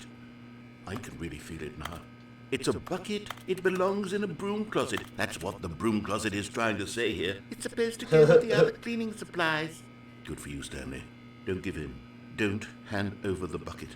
I know how hard it must be, given the pressure that the broom closet is putting on your shoulders right now, but you have to be strong. This is your bucket. This is your companion and lifelong friend. God. You can't hand it over. Oh, no. We're getting into name-calling now, it seems. Is this how low the broom closet has sunk that it has to resort to this stream of petty insults simply in order to get you to hand over the bucket? Stanley, I never liked this broom closet for a variety of reasons, but even this is worse than I had imagined. And wait, now the broom closet has the gall to imply that you and the bucket are not truly deep and lasting friends? That your relationship is purely superficial and convenient? That your life is so banal and meaningless that you'd feel the same sort of kinship towards any inanimate object which happened to lay in your path in an even partially enticing manner? Well, I'd never. Go on, Stanley. Lay into it. Really tell the broom closet off for its demeaning comments. Expand on the wide variety of experiences you and the bucket have shared together. Go through each of them point by point. Share your journal entries detailing the rich emotional landscape of your feelings for the bucket as they have changed and evolved over the years. Absolutely hilarious. Let him have it. Oh, fuck. That was so worth it. Okay, I got you something which I think will help settle this debate once and for all. Here we go. There. Now it's settled. No more debate, no more discussion. Coming to a staircase, Stanley and the bucket walked upstairs to the boss's office. And the bucket called the broom closet a bitch. That broom closet is a bitch. Let's see what's in the bathroom. Because the boss knows what the boss says goes. If the boss suffers losses, then that's what the bosses chose. You found one of them. One of the miniature Stanley figurines. Remember, no reward for collecting all of these, only the intrinsic pleasure of a job well done. You can't buy that sort of happiness, Stanley. God knows I've tried. So, I implore you to savor each and every moment you come across one of these beautiful figurines. Wow.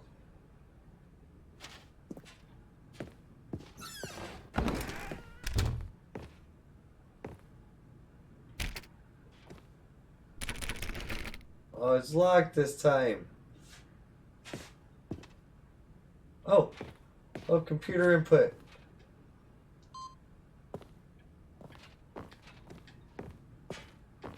Stepping into his manager's office, Stanley was once again stunned to discover not an indication of any human life. Crushed by the weight of this revelation, Stanley may have broken down into an emotional dumpster fire if not for the soothing presence of the bucket. Even now, in his darkest of hours, did the bucket's warmth and guiding light pierce the dark clouds of confusion and chaos. It would be with him always. The bucket would, and he knew it. The two of them were inseparable. At this point, Stanley was so absorbed in the tender spiritual connection he shared with the bucket that he didn't notice the keypad behind the boss's desk. Nor in his bliss of simply being near the bucket did he have... But Stanley guessed the correct code by sheer luck. Was it that the bucket knew all along? Was the bucket guiding him? Yes, this is certainly the most logical Bucket is guiding explanation. me. It is my guardian angel. This bucket right here. Oh, Stanley. Another miniature Stanley figurine. This, there really must be a snappier name for these things. What about mini-stands? Stanley figs? Or what about Stanlerines? Yes, I think I like Stanlerines. that. Another Stanlerine under your belt. The Stanlerine. Oh my god. There we go.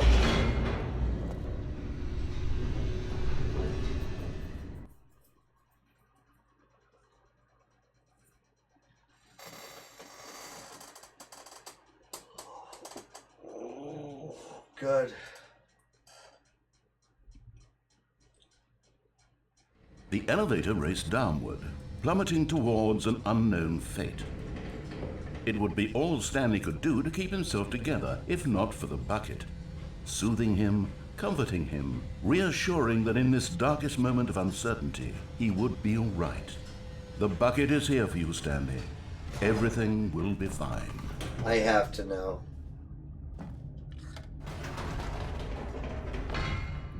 Wait, Stanley said to the bucket. Can we go back up?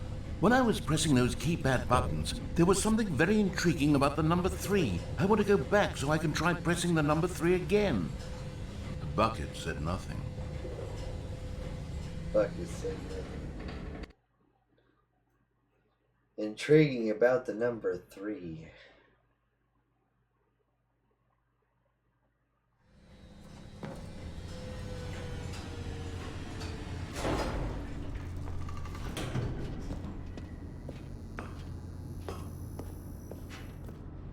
Here we are, said Stanley. Now I'm going to try out that number 3 button. He took the bucket over to the keypad and began absolutely slamming on the number 3 over and over and over.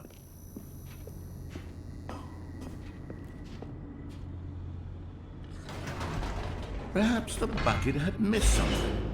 Perhaps it had not seen how much joy Stanley got from slamming the number 3 repeatedly.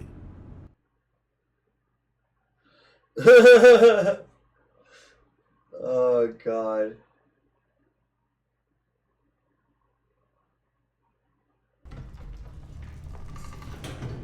A hint of regret nagged in the back of Stanley's mind. Should he demonstrate the number 3? Stanley and the bucket walked straight ahead through the large door that read, Mind Control Facility.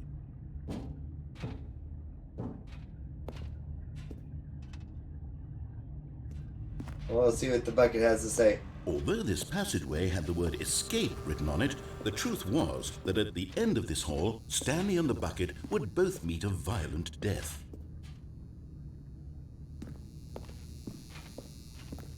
The door behind them was not shut. Stanley and the bucket still had every opportunity to turn around and get back on track. At this point, Stanley and the bucket were knowingly walking forward into a very painful death for each of them.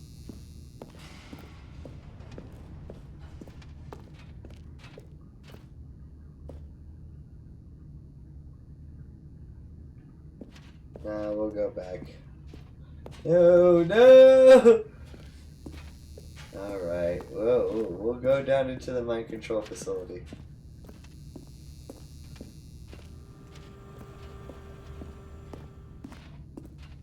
Yes. Yes. Down the hole.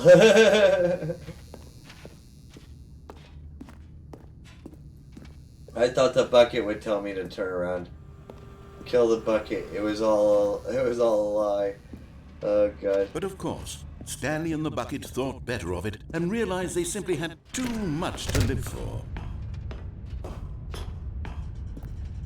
Turn on the lights. The The party's lights over. rose on an enormous room packed with television screens. What horrible secret did this place hold? Stanley and the bucket both wondered to themselves.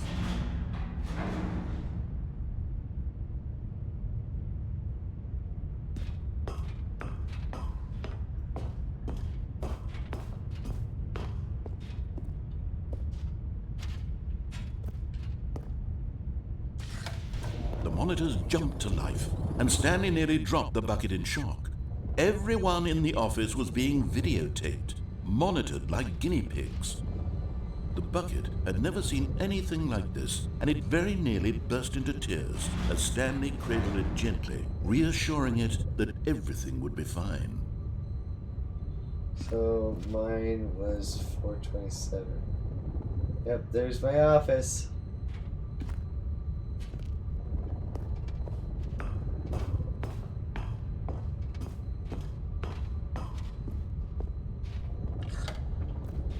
Was the bucket under the mind control facility's influence as well?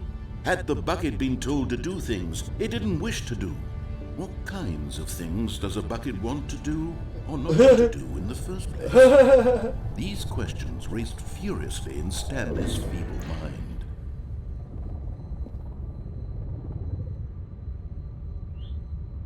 We're heading up. No! Come on, bucket. He screamed into the bucket. He couldn't accept it.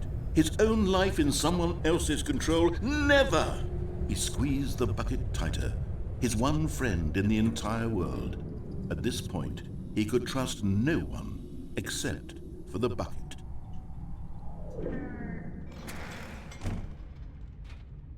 But here was the proof.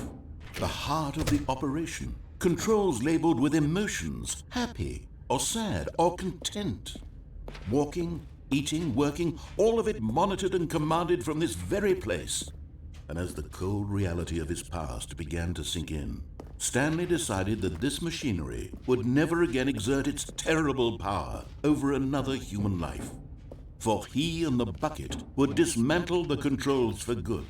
Two best friends, Stanley and the bucket, up against the world. They high-fived in a really cool way, and the bucket made a sassy comment about taking down the system. Cool way. Oh my god. They high-fived in a really cool way.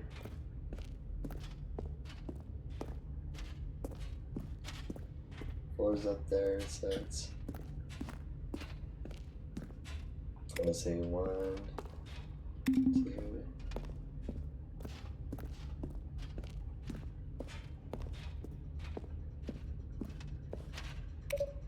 3.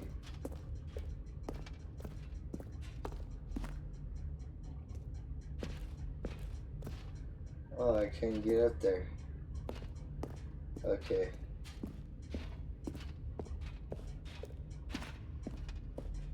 I can't get to the 4. Sadly. Alright, Bucket, I guess we must have to do the right thing this time. When at last they came to the source of the room's power, Stanley and the bucket knew it was their obligation to put an end to this horrible place and to everything it stood for.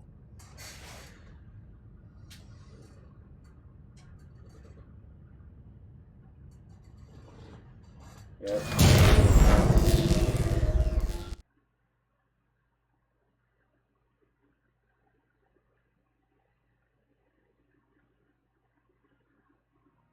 Stanley and the bucket waited in blackness. Was it over? Yes, they had done it. Stanley and the bucket had defeated their greatest and darkest enemy, freed themselves from the tyrannical grip of the evil mind control machine. Freedom was now mere moments away. Excitedly, the two of them began to discuss the kind of life they wanted to live once they stepped through this massive door. The bucket wanted to learn to roller skate. Stanley wanted to sneeze in every country on Earth.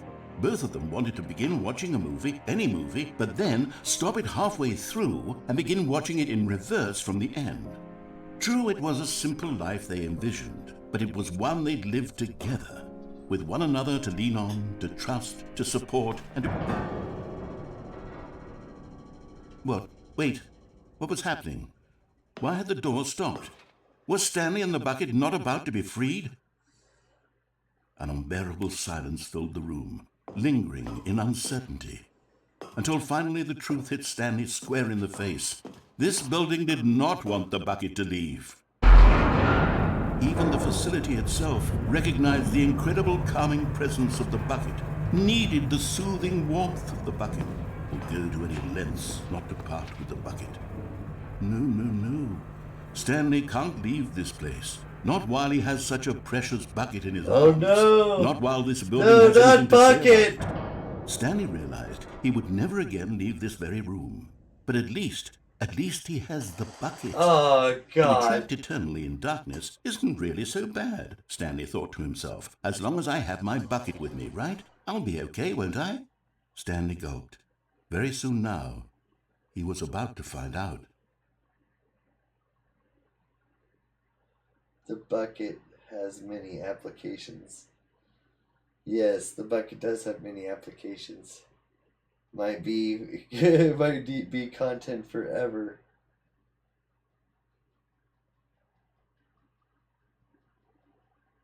Wow.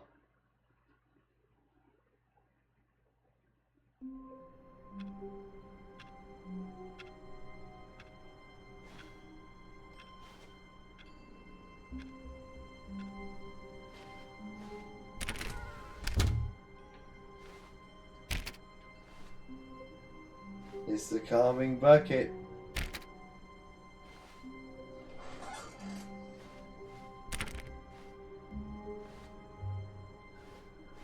You know what, Bucket? I'm sorry, but I have to leave you behind. You're bad news for me. When Stanley came to a set of 2 open doors, he entered the door on his left. Alrighty.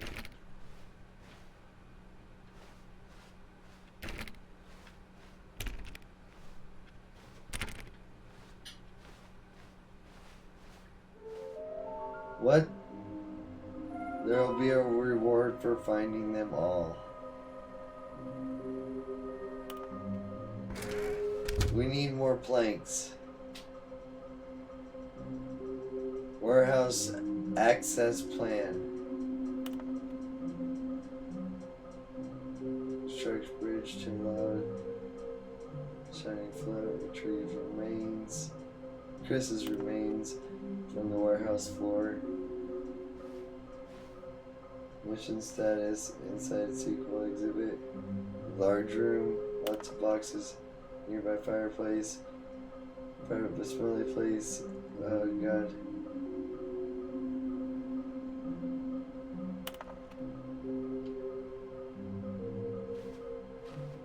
We trust the completionist instinct. Weird spring figures. Okay. Why won't they tell us something? Tell us something will happen. This investigation room, they feel pointless, to be honest.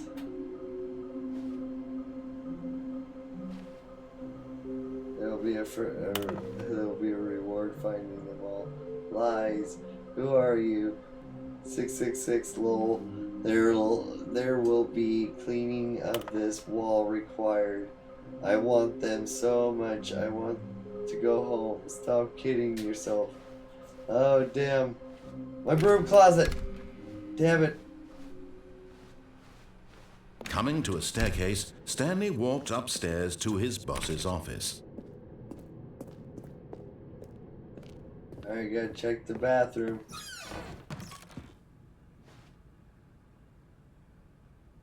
Okay, so that hasn't changed. Okay.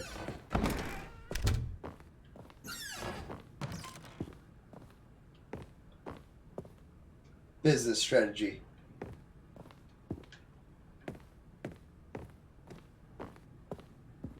Stepping into his manager's office, Stanley was once again stunned to discover not an indication of any human life. What could it mean, he wondered. Desperate for answers, he began turning the room over looking for clues that might unravel the situation, until at last he discovered a keypad behind the boss's desk. But alas, no code. For this keypad guarded the terrible secret that lay buried below his feet. Stanley was in such a rush to get through the story as quickly as possible, he didn't even have a single minute to just let the narrator talk. That kind of anxiety isn't healthy, so he relaxed for a few moments with some calming music. Some new age music.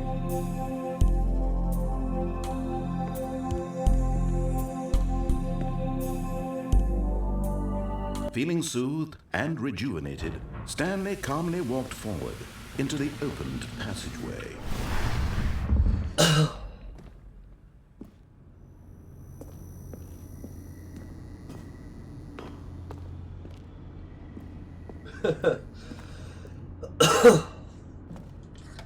Alrighty. Down the elevator we go.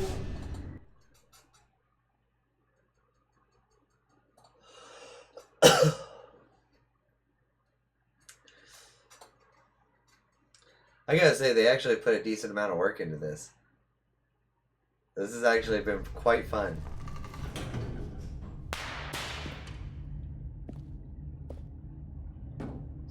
Sparks. Stanley walked straight ahead through a large door that read Mind Control Facility.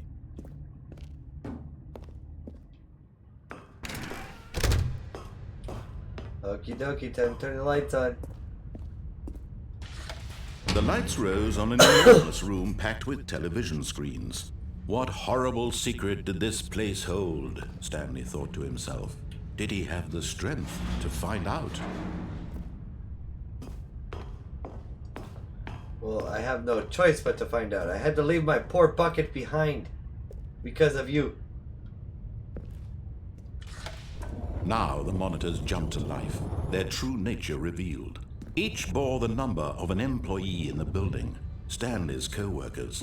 The lives of so many individuals reduced to images on a screen, and Stanley, one of them, eternally monitored in this place where freedom meant nothing.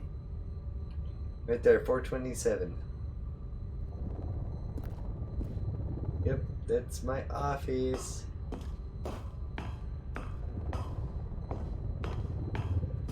Alright, time for the human elevator.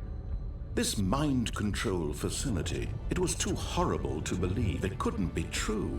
Had Stanley really been under cheers someone's break control from all Riley. this time? Alright, was this give the me a only hot reason he second. was happy with his boring job? That his emotions had been manipulated to accept it blindly? Alright.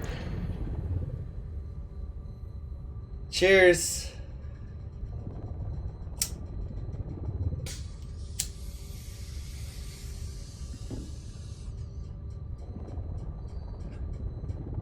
Jim. It's Jim.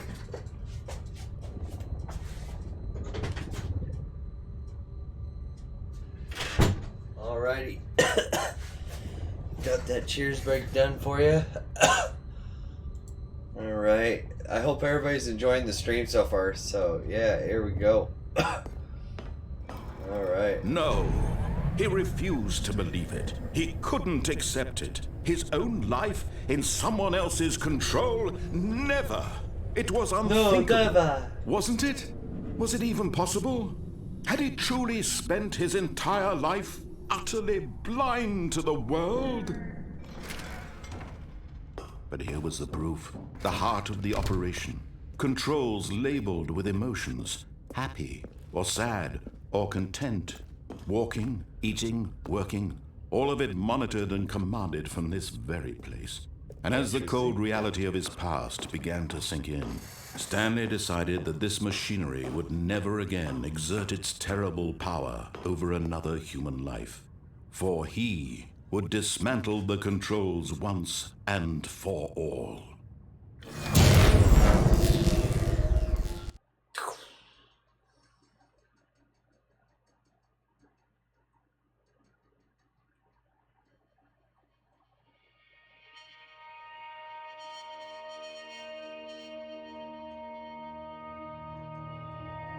Blackness and a rising chill of uncertainty. Was it over? Yes! He had won! He had defeated the machine, unshackled himself from someone else's command. Freedom was mere moments away. And yet, even as the immense door slowly opened, Stanley reflected on how many puzzles still lay unsolved. Where had his co-workers gone? How had he been freed from the machine's grasp? What other mysteries did this strange building hold? But as sunlight streamed into the chamber, he realized none of this mattered to him, for it was not knowledge or even power that he had been seeking, but happiness. Perhaps his goal had not been to understand, but to let go. No longer would anyone tell him where to go, what to do, or how to feel. Whatever life he lives, it will be his. And that was all he needed to know. It was perhaps the only thing worth knowing. Stanley stepped through the open door.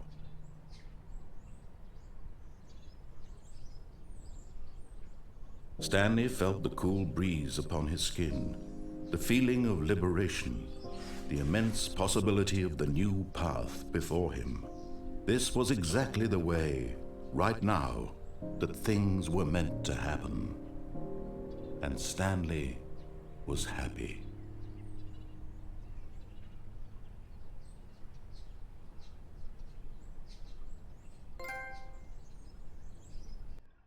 Beat the game.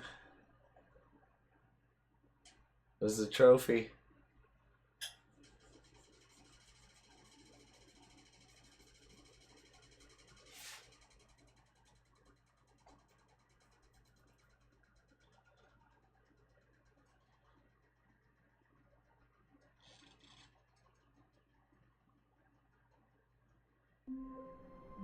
What? Wait. What?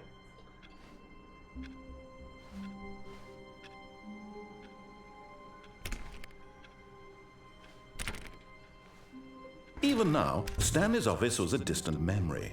What did it look like? There was a computer, perhaps, and a painting. Was it a painting or a photo? He could no longer recall. No matter how hard Stanley looked, he couldn't find a trace of his co-workers.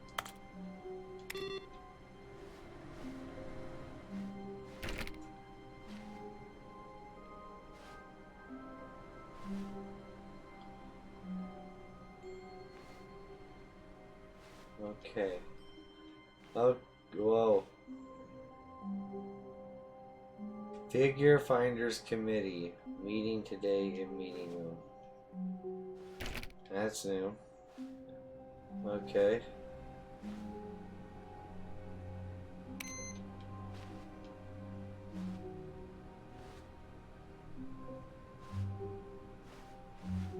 Stanley Bucket.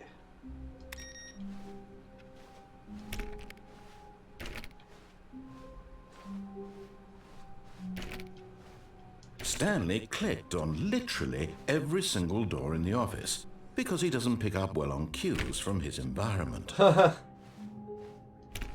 No new comment.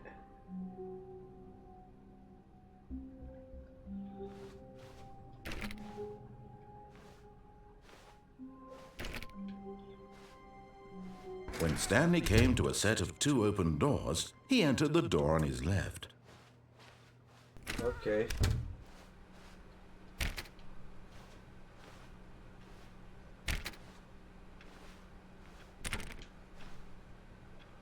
Time has changed. No, time hasn't changed.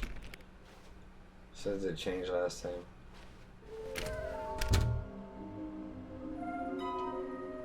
Are they forcing me to complete all of it?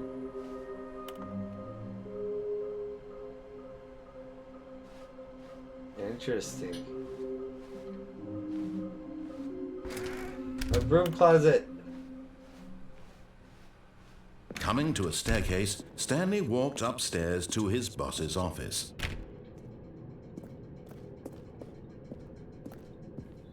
Is the bathroom the same?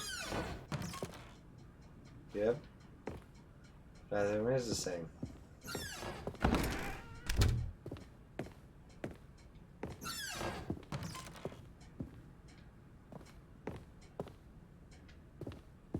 Okay, I think we all know the drill by now. Blah, blah, blah. Dark secrets, the keypad. Stanley pushes some buttons. Oh, hey, look, it's a new passageway. Quelle surprise.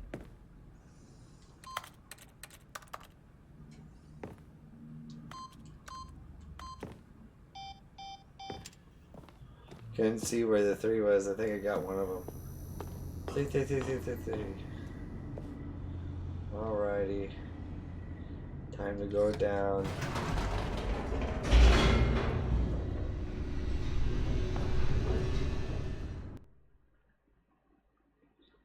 Where's my jump circle?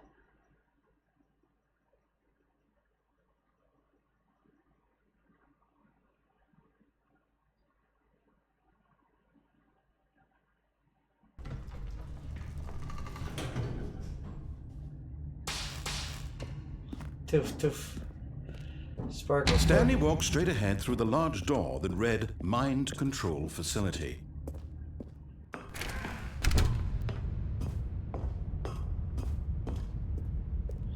Press the button. The lights rose on an enormous room packed with television screens. What horrible secret did this place hold? Stanley thought to himself. Did he have the strength to find out?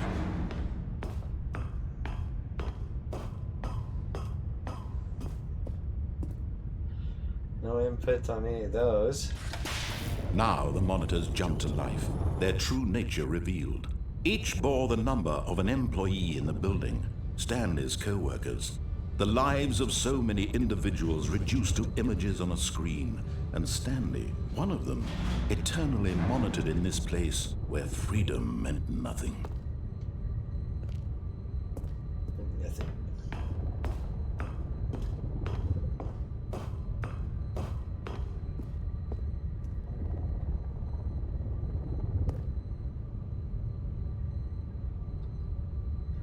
I wonder if there's anything creepy in any of these ones.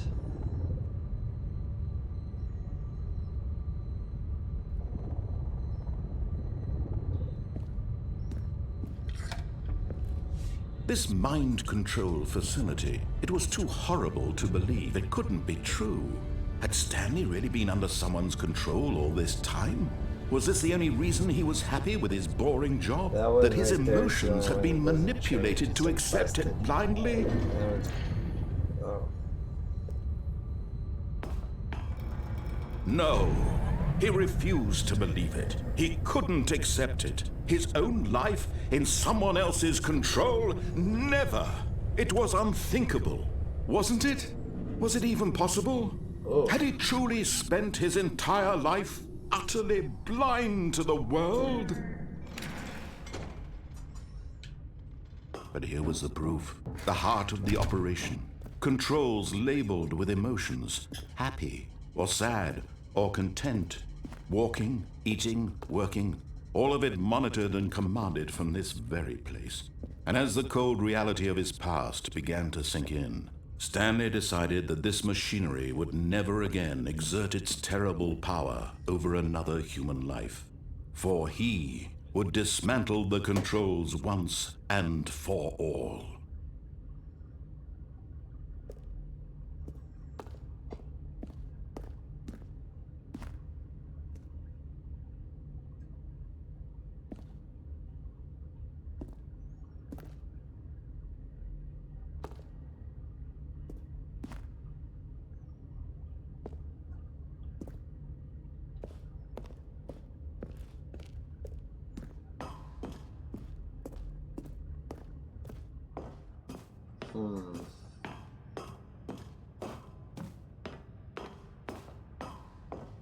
And when at last he found the source of the room's power, he knew it was his duty, his obligation, to put an end to this horrible place and to everything it stood for.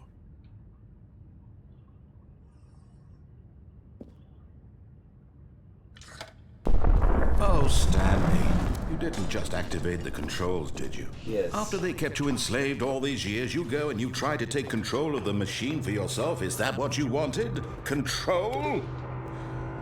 Oh, Stanley, I applaud your effort, I really do. But you need to understand, there's only so much that machine can do. You were supposed to let it go, turn the controls off, and leave. If you want to throw my story off track, you're going to have to do much better than that. I'm afraid you don't have nearly the power you think you do. For example, and I believe you'll find this pertinent, Stanley suddenly realized he had just initiated the network's emergency detonation system. In the event that this machine is activated without proper DNA identification, nuclear detonators are set to explode, eliminating the entire complex. How long until detonation then? Let's say, 2 minutes. Now this is making things a little more fun, isn't it, Stanley?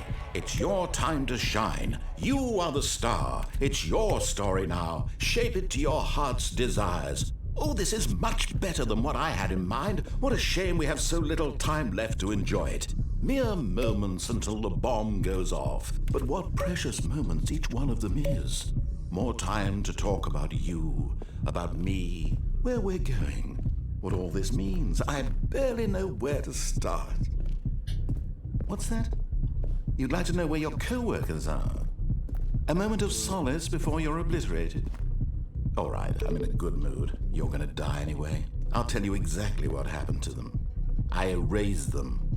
I turned off the machine. I set you free.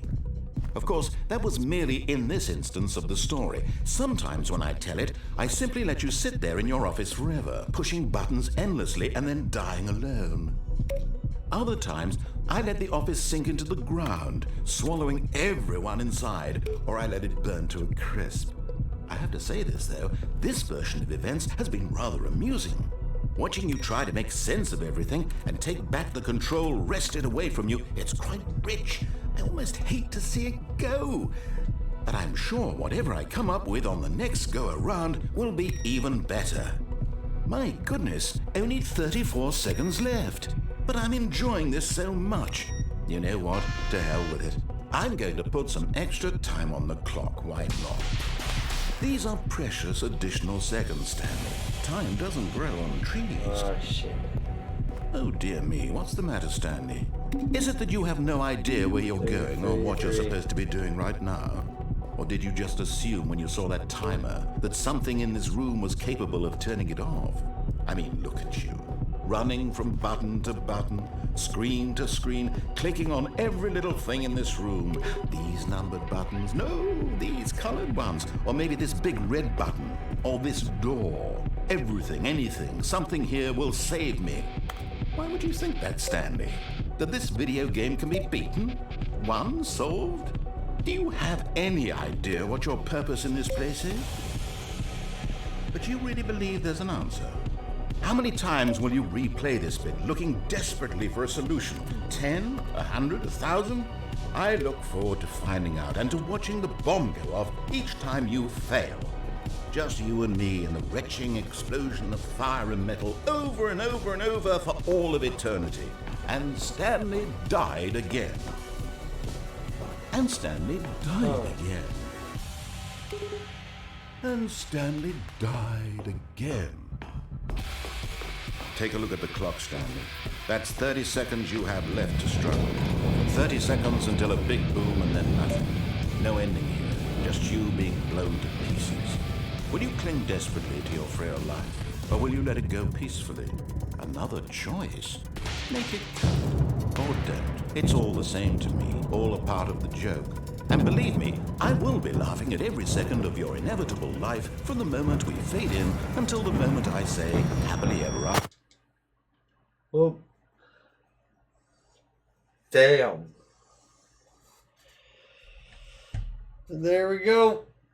Died in an instant fiery explosion.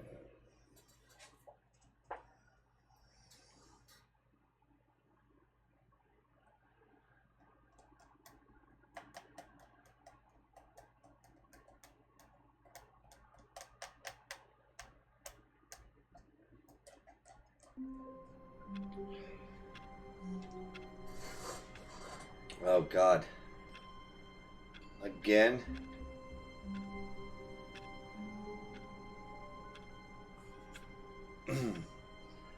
Freaking A.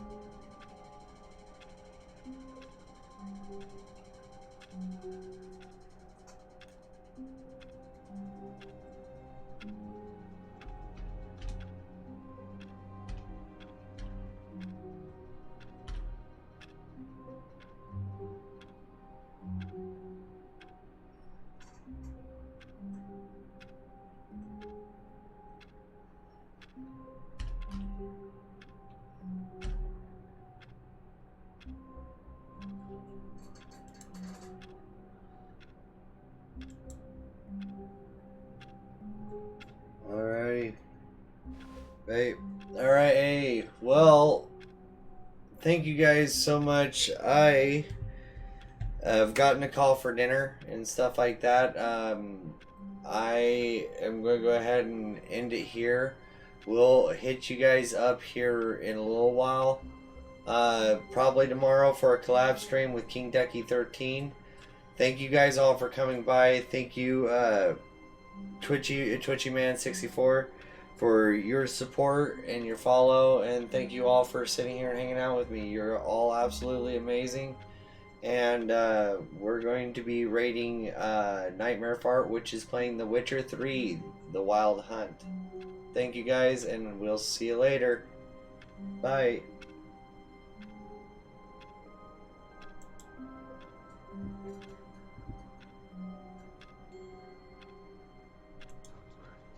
Like, nah, I don't want to see no CW flash. Scarface, thank you for the raid! Welcome up!